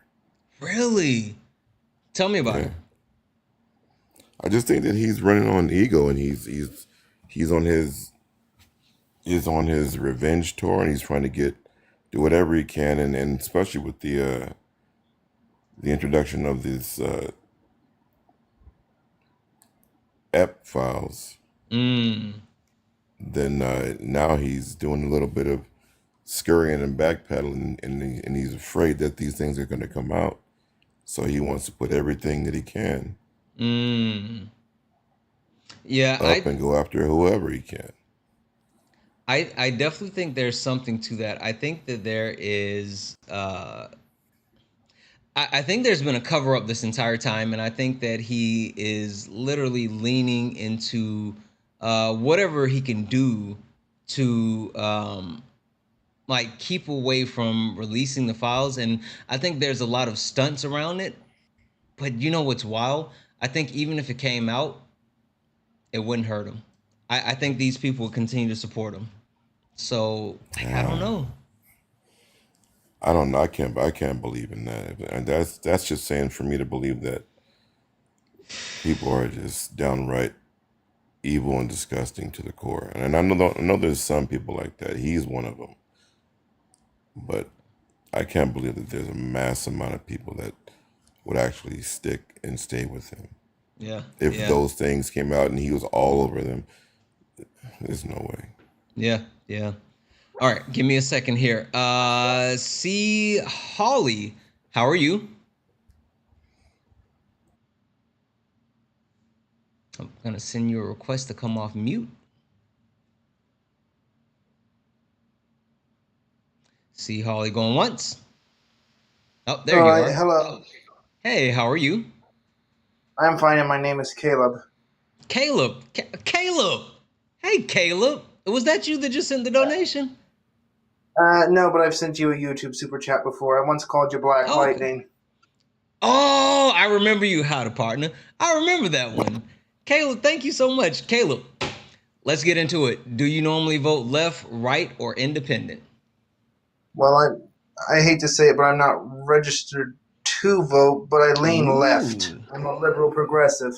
Okay, so question for you. When you say you're not registered to vote, is it because you can't vote or you just have not registered to vote? I never registered to vote because I never thought I'd be a political person. Listen. Okay. Sounds like we got some work to do. I'm excited. You got me excited. Okay.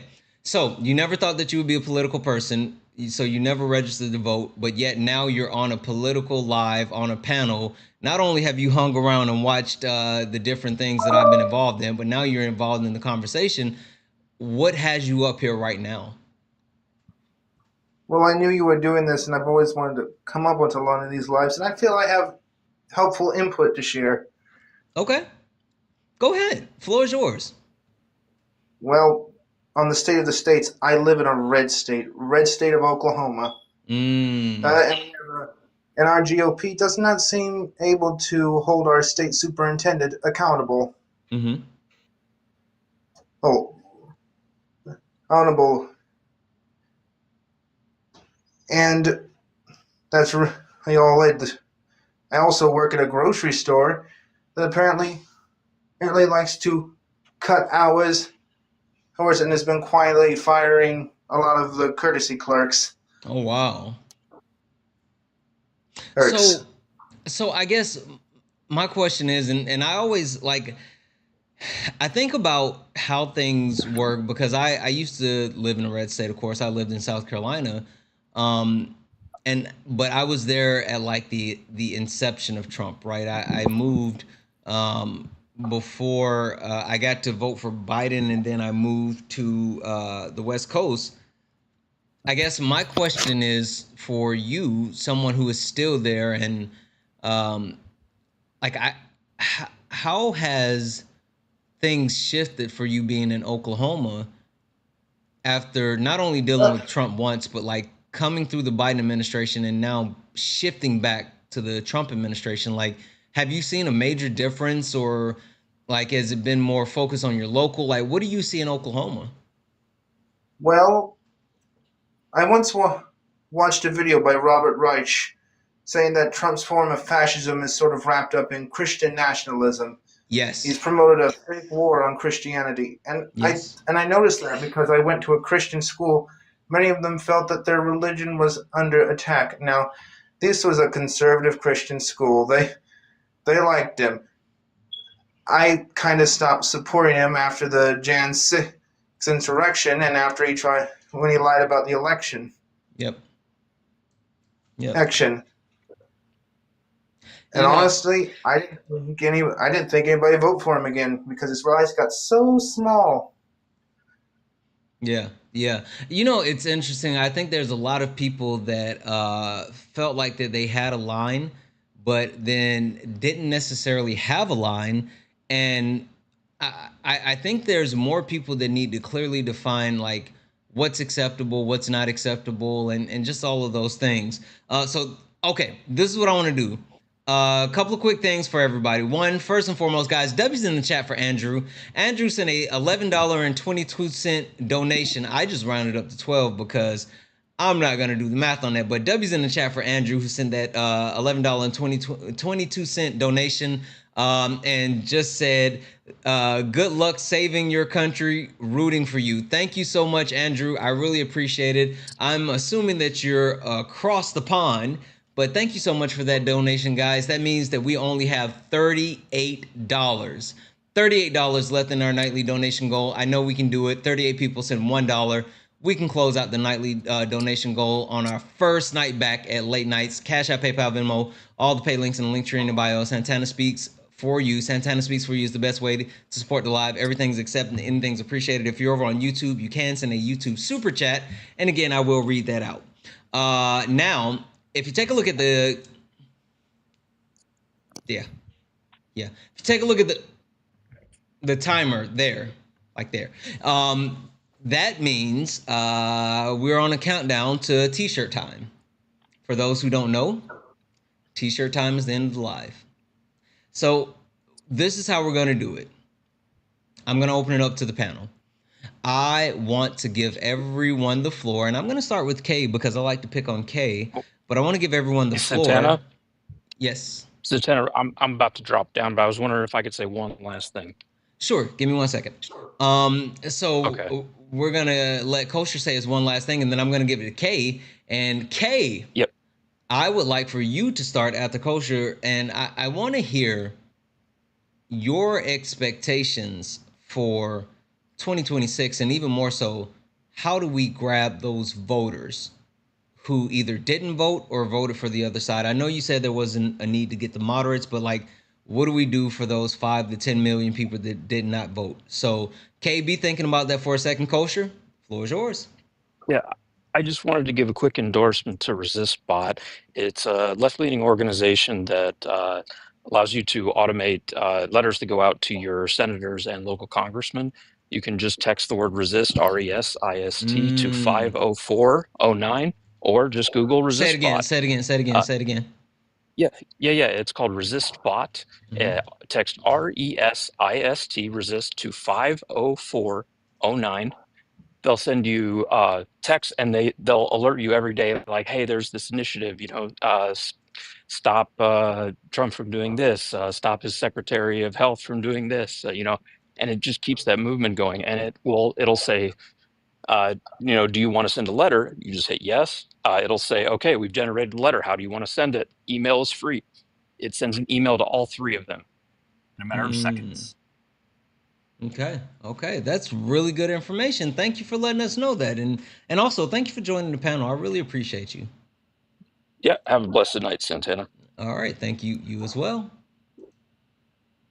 K, it's on you. It's on you. What do you got?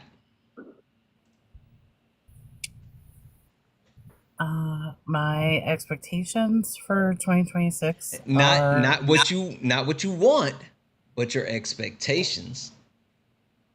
I believe my sentence started, my expectations for 2026. I was just trying to clarify because people. Anyway, go ahead.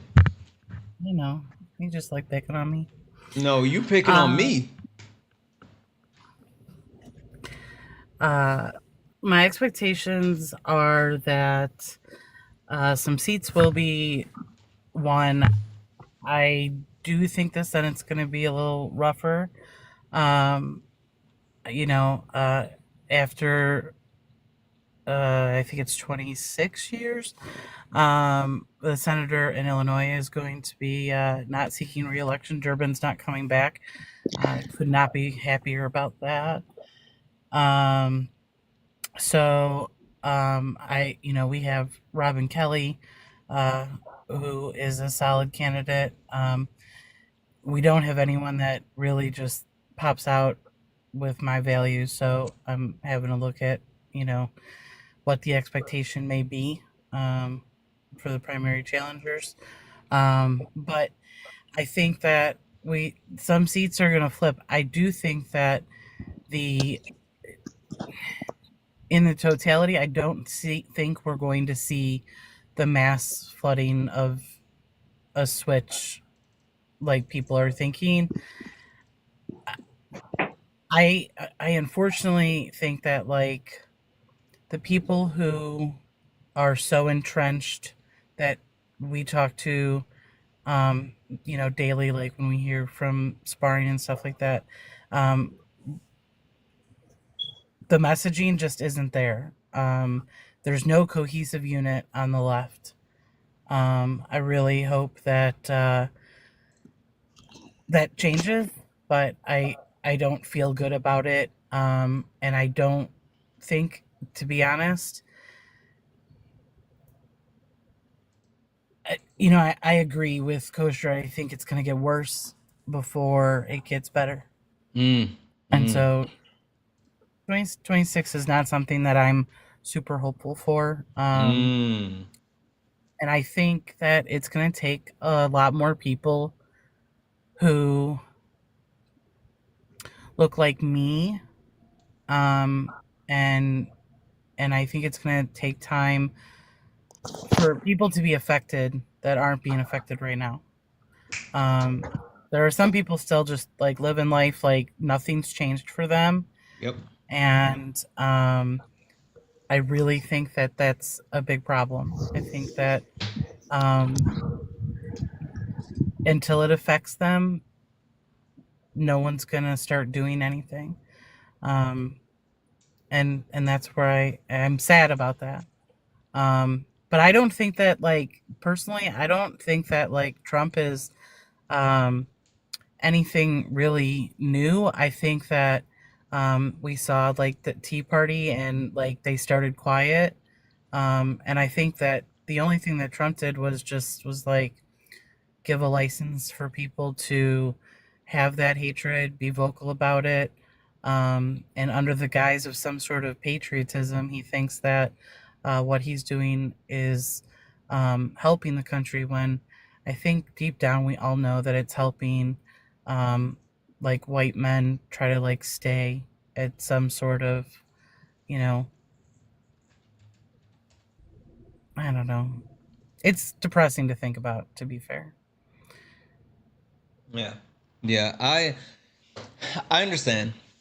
I understand, and I think there's a lot to be said about it. And I don't know, okay, you know how I am. I'm just the constant optimist. Um, and while understanding how there you can't be like what is it, toxically positive or whatever. I think that if anyone's expecting this kind of blue wave, I think there's going to be a realization that smacks people in the face. But I do think that there's going to be something. Um, but I think the point that you made, as far as like there needing to be a need of people who aren't being affected before they actually even care, like that's a real thing. Fell, coming to you. What do you think? Oh, I I do think that unfortunately the big problem that we are going to face is a lack of humanization of people. I think that there are a lot of people who need someone to hate. And right now, I unfortunately feel like Trump and the majority of politicians are giving people someone to hate. And mm-hmm. so the 2026 midterms, I'm nervous about, I'm very scared about. But I do think on the reaching the voters, I think that the way to do that is through information and exactly that, humanizing these people, humanizing people like me, humanizing people like any of the minorities that are out there. Um, as a trans person, like that's one of the things that I try to advocate for. And my wife is very masculine presenting. And she's faced a lot of problems, but we've talked about it over and over and over again. And we've realized that if we can add the human aspect back, it seems to help people. Mm-hmm. And I'm not ready to believe that people are beyond help. Yeah. So I feel like if we can just add that human aspect back, if we can help people realize that we are all just people, I think maybe we can change something. I am nervous that that's not going to happen yet. I get it. Yeah, I think that I don't know how we got so far away from actually caring about each other. And I know Itchy isn't watching right now, but Itchy said something that not only struck a chord, but it kind of touched a nerve for me, with him saying that like other people don't want to feed other people kids anymore, right? And more so in the sense of like people only care about themselves, their families, their kids, but they don't care about other people's kids. And that I don't get how we got there. And that's something that bothers me. So dread it. What do you think? What do you think about 2026, and what do you think about reaching non-voters or yeah, people like yourself? Oh man, like just hearing like the last few conversations about like some of the potential harm, it really does strike a chord with me. And I really I would say that I want to be more optimistic because I feel like we really don't have anything else right now. Mm-hmm. I feel like the Democrats, the left, like we can really, if there was ever a time where we could like flip House and Senate, it would be now. I feel like that is possible, but I think that a lot of people, like I used to be, will still look at this like they're not going far enough. Will still look at this like, this isn't the time. I feel like a lot of us won't be paying attention. And then I feel like there'll be, like a lot of other people, like you guys were saying, who won't want to actually see the humanity in this. Like, will just continue to vote the way that they normally would, as if nothing's changed. They won't have a change of heart. And I feel like I said, it'll be a problem on both sides. It'll be, people who vote for the right staying the way they were, people who don't vote, people who are on the margins like me, continuing to be on the margins because they haven't been affected. Because they are more privileged in society than the groups that are going to be immediately affected. And, I listened to what Fel said, and I got to say that they were so right about how, like marginalized groups are going to be affected. And me being a black man, there's no reason I should not have seen that. It should not have taken me as much time as it did to actually reflect on that and be like, I'm in a position of privilege, actually. It sounds crazy sometimes, but, I'm not like, say, my partner who is a black woman, right? So, like, the level of harm for me is actually different than the level of harm even for her. And then, obviously, if you're in the trans community, if you're in the, immigrant community, even worse. So like, I guess like I want to be optimistic, but maybe we should be more cautiously optimistic because I've seen it happen with myself and we've seen it happen with the country. Okay. Caleb, coming to you. What do you think? 2026 and also reaching voters. Well, the party needs to reach out to more working class voters, as well as focus on, fighting oligarchy that controls us now. How raising the federal minimum wage, and we must support progressive candidates running for office, even in deep red states like mine. As well as supporting younger candidates running for office because a lot of young people don't feel there are candidates who represent their ideas because it's the same old cast of characters. There's like Chuck Schumer and Nancy Pelosi. That's why I like the idea of working with leaders we deserve. Yeah, I completely agree. Right. I think even more so, I will keep screaming this until I'm blue in the face, but like term limits. There has to be term limits. And the problem that I have more than anything, more than Democrat, more than Republican, more than anything, it's that the older generation sold the younger generation the idea that if you work hard and you get an education, then one day we're going to give all of this to you. We're going to hand this all over to you and you're going to be able to push this forward. And then the younger generation worked and struggled and did all the things, and then the older generation said, "Actually, I want to hold on to this. I want to continue to."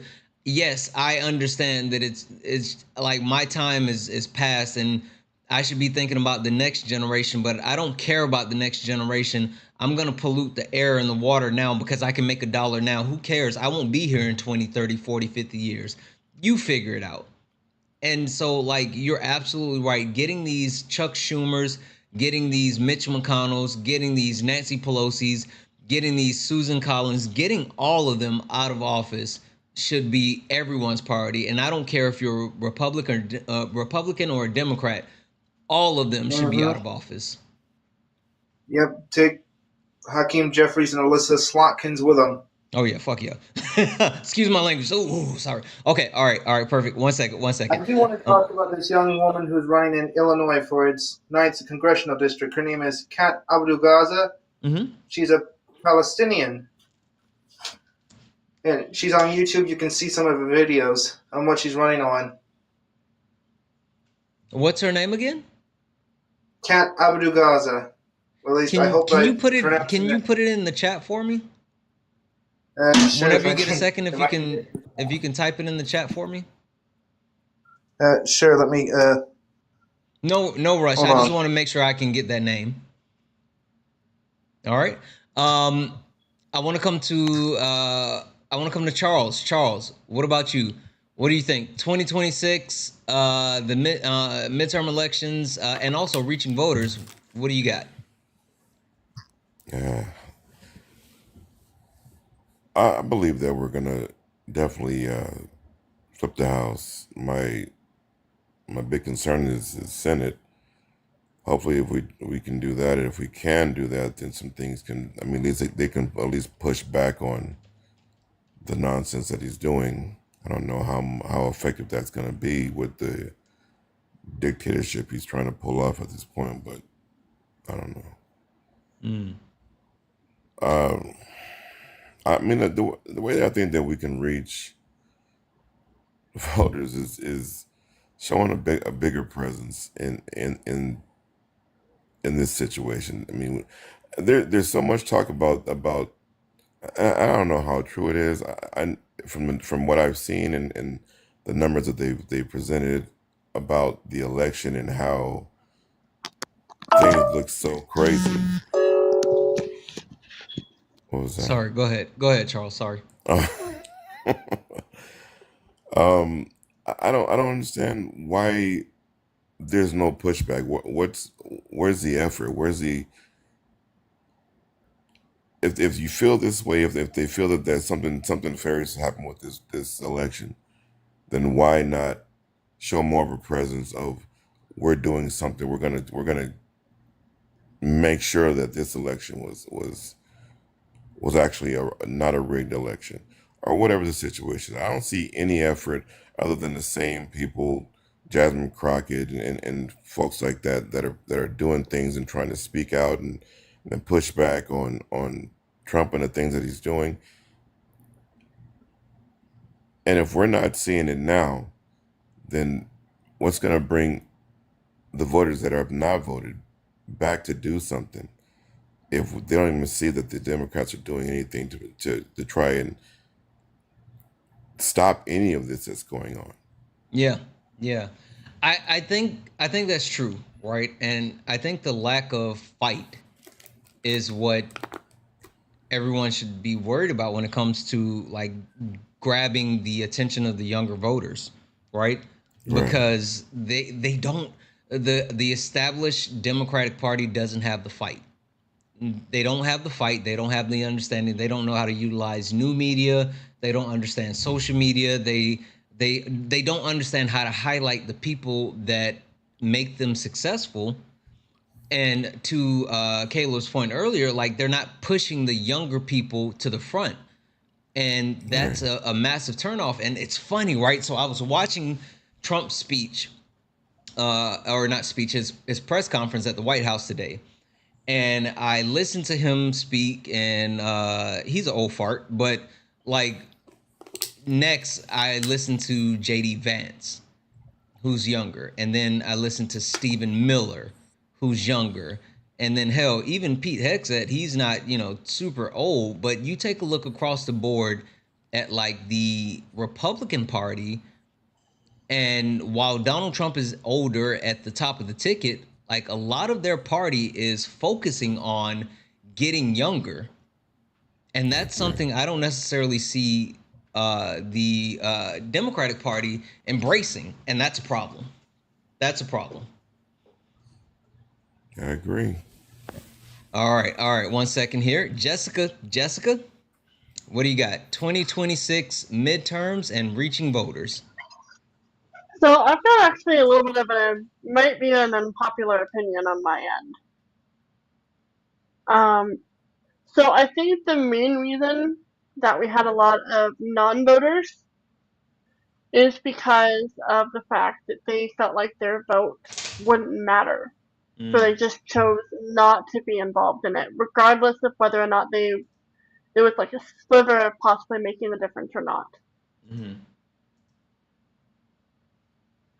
And I personally think that even if we were to get the House, we have seen that, at least from what I've noticed anyway, is that the Democrats inside the House and or the Senate are way more likely to compromise on things when it comes to bills and legislations than the Republican Party is. Yeah. Yeah. I Versus, agree. sorry, didn't mean No, to no, interrupt you, no, no. Go Santana. ahead. No, go ahead. You got it.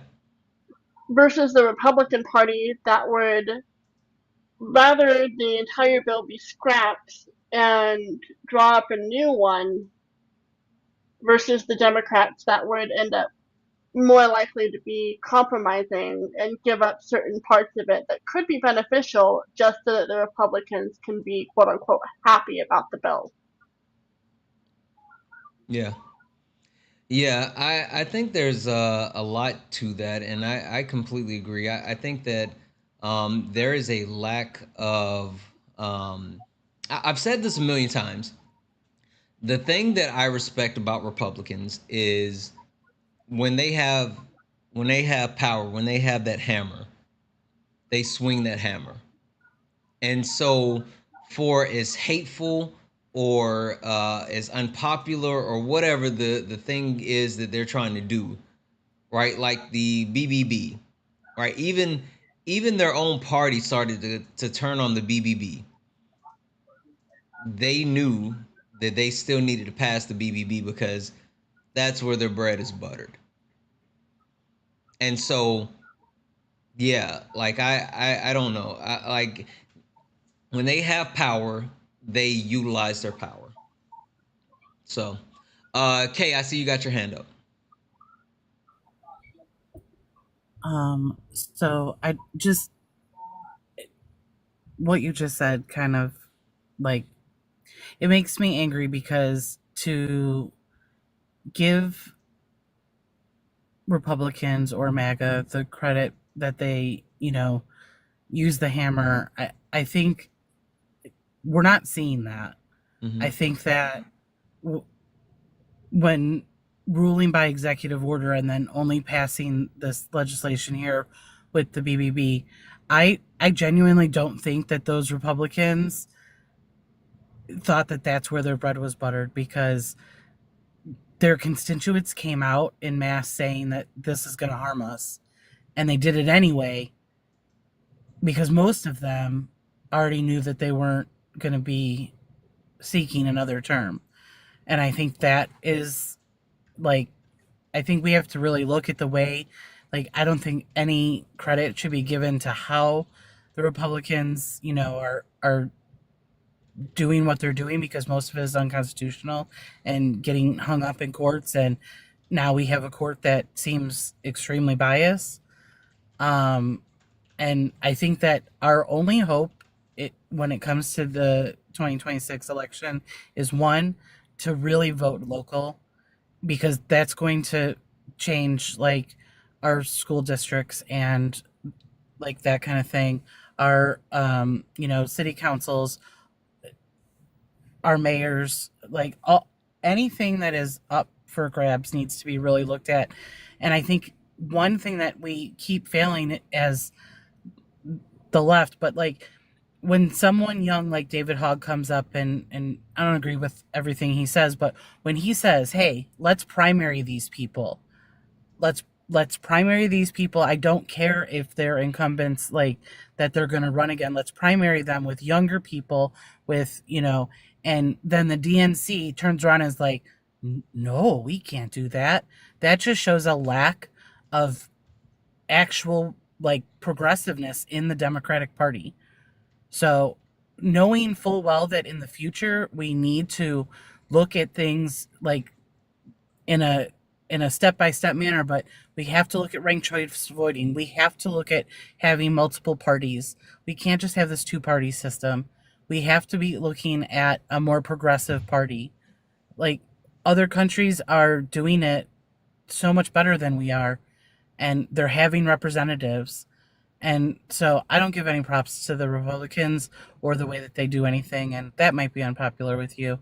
And, I don't like to disagree with you too much, but, um, you know, I, I genuinely, I don't give them props for the way that they're doing it, because they're ruling by fear. They're ruling by lies, and they're ruling by just pitting people against one another for their own, you know, whatever the hell they make right now. I don't know. And so I think that it's kind of bad for us to give any credit to that type of leadership, when in this country we should be for the working class and for, like, each other, and not these billionaires and this oligarchy that seems to be in place right now. Yeah, yeah. Kay, you know how I hate to disagree with you, but I'm gonna double down on it. Do it.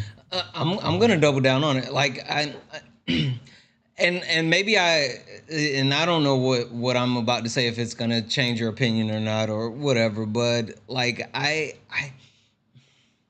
there's so much like fucking progression that we could have got within this country if we would have just like fucking did the thing instead of sorry about the language. Sorry. There's so much progression we could have gotten done if we wouldn't have been so busy trying to uphold the status quo. If we wouldn't have been so busy with trying to adhere to the political norms. Like I hate what the Republican Party is doing, but I would love it if the Democratic Party, when they had power, shoved the bill through to give everybody universal health care, shoved a bill through to put in like common sense pew pew reform, like the things that we need, not cutting taxes and all this other crap that benefit like the few, but like actually just saying, yeah, we don't care that Republicans won't vote for this. We will vote across party lines and we'll get this passed. Like those things that are really important. And I think it goes back as well, though, to the point that you made earlier. It's like the fact that we have moderates that continue to kind of like hold us back from being able to get to that point. And I know, the left wing has an extreme portion of their wing, and that makes it a little bit different. But man, I just like I wish we would just like force through the important things, because God darn it, they get their tax cuts and they get all the other crap. So, all I right. don't think we're falling apart on that. Like, I don't disagree with you. Yeah. I truly don't. I I mean, know. I just think that, giving them props, or at least giving, like, ruling by EO. I mean, like, if we're Yeah. passing legislation, that's different. But, all told, like, we need more. We need more people to, like, really, like, I feel like there's so many people right now that are even elected who hold back, who really do feel a certain way about being much more progressive, and they need to actually do it. And if we have that, you know, that's what we need. So, like what you're saying, I agree with you 100% on that. I just, all of the other stuff, the hatred, that stuff, I just can't get behind all that. No Yeah. matter. Oh no, Iron for Fist sure. and You know how I am about that. Yeah, I know. absolutely. Absolutely. All right. Really quick, rapid fire to close this out. Phil, way too early prediction. 2028. Who do you want to see at the top of the ticket? I'm gonna be frank. I don't know. If You I got to could pick see someone. That's why I said way too early. Come on. anybody, At the top of the ticket. Walls. Not horrible. Okay. Phil, thank you so much for coming up tonight. I really appreciate you. Yeah, I really appreciate you too. I'll talk to you soon, Santana. Have a good one. Dreaded. Way too early 2028 prediction. Who do you want at the top of the ticket? Alexandria Ocasio-Cortez. AOC. Listen, I went and saw her speak in person in LA, and when I tell you, holy crap, I have to remember we're on late nights. Holy crap, she absolutely has it. She absolutely has it. That's a good call. She just needs to be louder. That's it. Listen, have you heard her speak though? Yeah, I have. She needs to be everywhere. Like she needs to She be does. unforgettable. Like everywhere. Like She Gavin does. Newsom. There's a worry that I have with her, and you know what? I'll cliffhanger. There's a worry that I have with her. There's a worry that I have with her because of Kamala Harris and because of Hillary Clinton. But we won't talk about that tonight. We'll talk about that tomorrow. Dreaded, thank you so much for coming up. I really appreciate you hanging out with us tonight. Oh, thank y'all. Everybody have a great night. You as well. Caleb, way too early 2028 prediction. Who you got? Well, I actually have three. I wouldn't mind seeing Governor Walz run, or Senator Warren, or even AOC run for president. Okay, but And if you because had, they to, each if you had, let's say all three of them are up in the primary, who's getting your vote?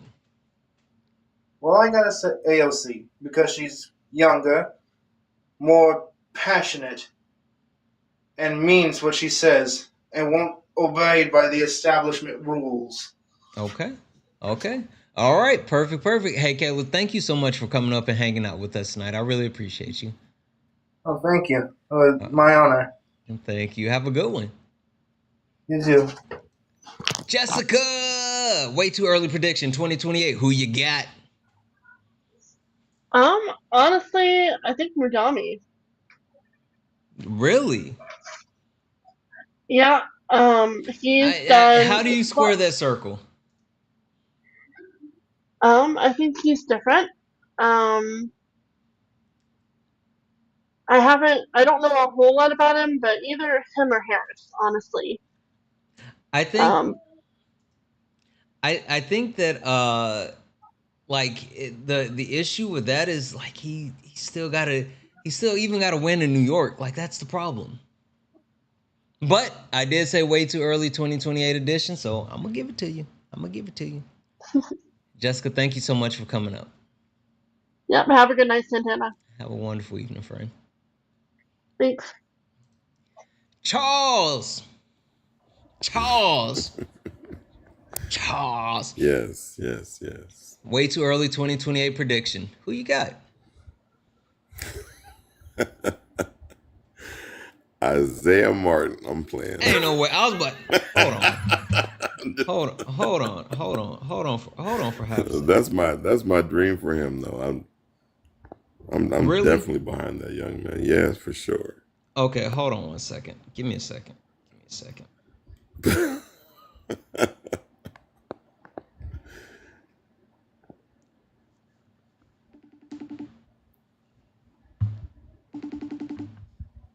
You better not be calling him. What's good, bro? Bro, so I'm on live right now, and I'm closing out my live, and there's this guy. I said, hey, give me your way too early 2028 prediction for president.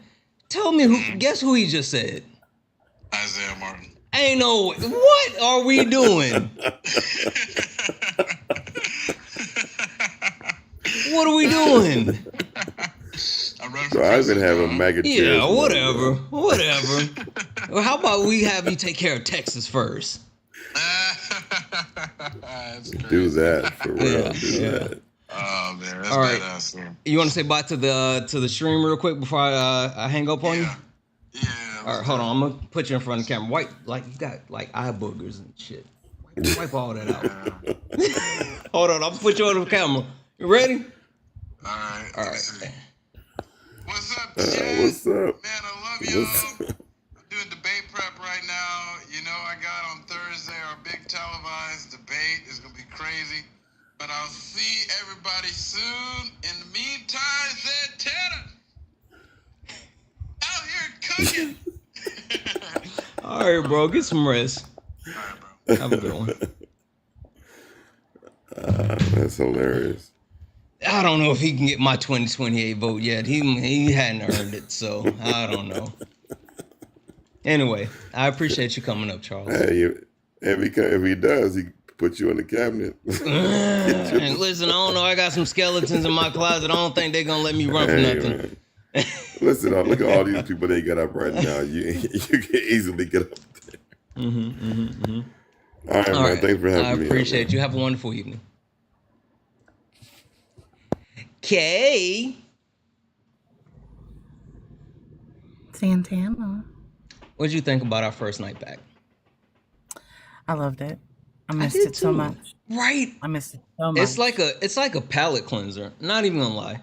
Like earlier sucked. It's like coming home. It is. It absolutely Which I just want to say one thing, and maybe we could touch on it a little bit tomorrow. Yeah. The amount of misogyny coming from women in these comments. Really? Literally. Wait, what happened? The amount of women in the chat tonight What who did they have say? said that a woman will not be elected in 2028 and that they're feminists, but a woman won't win. It's making my stomach literally turn. Okay. I can't. I'm worried about that too. Well, you know what? You're gonna have to work on your bias. But no, listen, it's not that I don't think a woman can win. I just I worry that the fucking excuse my language. The misogynist we're not ready. We can't do it. No, I didn't say that. That's not what I'm saying. What I'm telling you is the way that they showed up to vote down Kamala Harris, really showed me the way that they will uphold the patriarchal system at all turn. And I'm not saying that we need to run some white man or whatever, because I will be 10 toes down for AOC or Jasmine Crockett or any of them. But man, I don't know, Kay. It's every time marginalized people start to make any progress, this country smacks us back down and tries to remind us who we are. And that's the problem I hear that. I do. But if we have not learned, if the people who sat home because they were just oh, I don't know if she can do it, and then they're looking and they were undecided in the last election and they see what has happened now, then there is absolutely no reason why those voters shouldn't be at the polls and voting against what is happening in our country today. Yeah. So, being scared and saying well, we just got to get someone in there to win is more of that, Obama warm comfy blanket type crap. Yeah. And we got to go the other direction. We cannot, we can't. And I'm sorry, but with a truncated campaign and everything that happened, to say that we're not ready, I think we showed that we were pretty damn close. I think it was, I don't know. I have a firm belief that this country needs to see a woman leader and truly see the amount of change that can be brought. And I do think that I would really like about, right now, my early pick you didn't ask, but I am, hitting AOC for right now. It's the best we have, I guess. But that could change. I'm just gonna, I don't address comments when I'm up here, but Unoriginal Sin, you've been one of the ones that have said it all night. I don't know how old you are, but I literally am about to turn 50, so it's not I'm so tired of that argument. If you are old, you also proclaimed that you were a feminist. I just implore you, you're not a feminist if you're just sitting here saying like, "Oh, a woman can't win." Like that is just like that's the wrong energy, I and completely agree. it's rough. And I So let me be clear. I'm not saying a woman can't win, and hell, I'm definitely not saying a woman won't win. I'm saying that I worry about like the those people, and that wouldn't stop me though. That wouldn't stop me. That wouldn't stop me. Just like it didn't stop me with Kamala Harris. Just like it didn't stop me with Hillary Clinton. Like I will throw my weight behind them. I will, go. if I can't say that phrase on the live. I if will go all of full the tilt. things that right, if all the things they even said, like that they always like to say, like, oh, she didn't win a prime, like for Kamala, that Yeah. she didn't win a primary and all of those things, even if that wasn't true, she was so qualified, Overly qualified, but they didn't care. right? And they didn't care. But I think it shows that like we really do want progress in our country and we could have it. And for the people who are scared and like, oh, I just don't think so. So when the candidates come out, they're like, I better go with the white guy or I better go with the safe choice. Like also, Yeah. Walz is not a bad candidate. Like to Yeah. be honest, he You know isn't. what? When they said that, I But was like, hmm. But yeah. right, yeah. But like, could you imagine like even an AOC Walz ticket? Like that would Oh be my some God. progressive shit. You Oh, know I'm the so one sorry, that Mama Jones. I'm so sorry. I'm so exactly. sorry. Forgive me. Listen, someone over on YouTube, Jazz underscore music underscore 79, just said the actual ticket that I have been thinking about. AOC and Mayor Pete. I don't know. I'm a little soured on Mayor Pete. Because he couldn't answer the question. Yeah. Like excuse me. The one thing that I will say though, and I'm gonna look straight down the camera and say this. And I'm gonna say this with my whole chest. If there's any, and which I'm sure you're not watching, but if there's any 2028 presidential candidate who is hoping to rise to the top of the Democratic ticket and actually win, I got a slogan for you. Bibi Netanyahu is a war criminal. Israel is a terrorist state. And free Palestine until it's backwards. Just saying. Anyway, I'm sorry. Go ahead, Kay. It's the end. Nope, that's the end. That's it. It's t-shirt time. It is. It is. It is. It is. I'm so glad that we're back. Can't wait to see everyone tomorrow. Don't forget, if you were here tonight and you want to come back tomorrow, it's so many people in the box that didn't get to come up. Like the box right, is, the request is loaded. So they've been here. I please come back 8 p.m. Pacific time, 11 p.m. Eastern time. Oh my God, time zones. And just like come back, hop in the box, even if it's your first time. Like I know Elizabeth was here and she was nervous. Even if you've never been on a panel, late nights is the best place to start out. This the one that cuts your teeth. It is just, it's great. So, thank you all for being here tonight because I know I miss late nights. I don't think I could have taken one more sparring. Did you see Trinity said that she might be joining tomorrow?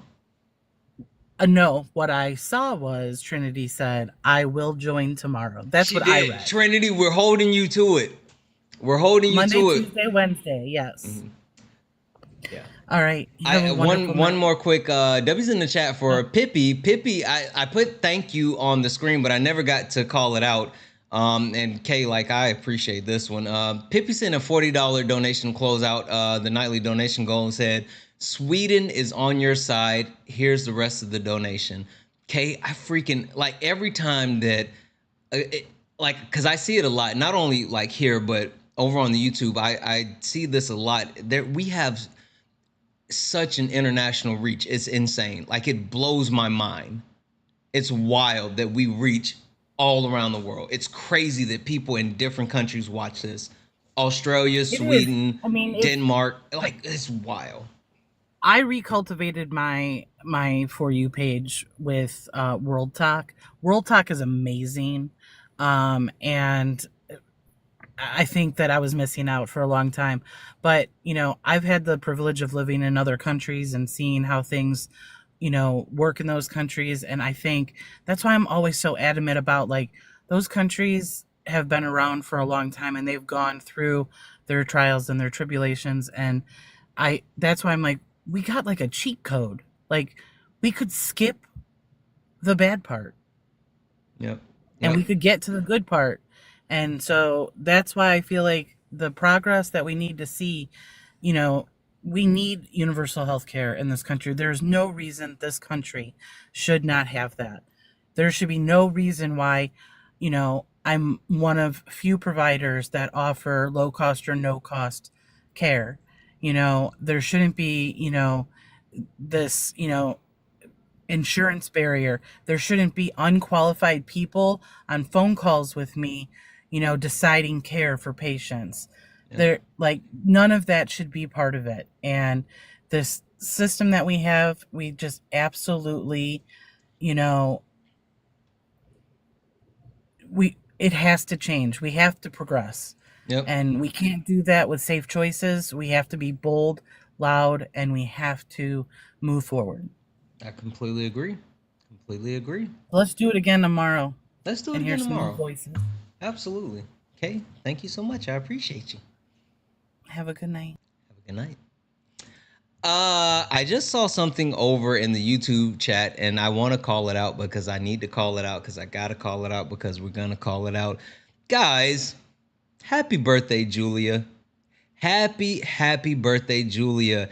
Happy birthday. Let me make sure I read your username out right. Hold on. Where is okay. It's Julia Agahan. I think it's Agahan. 1499. Julia, happy birthday.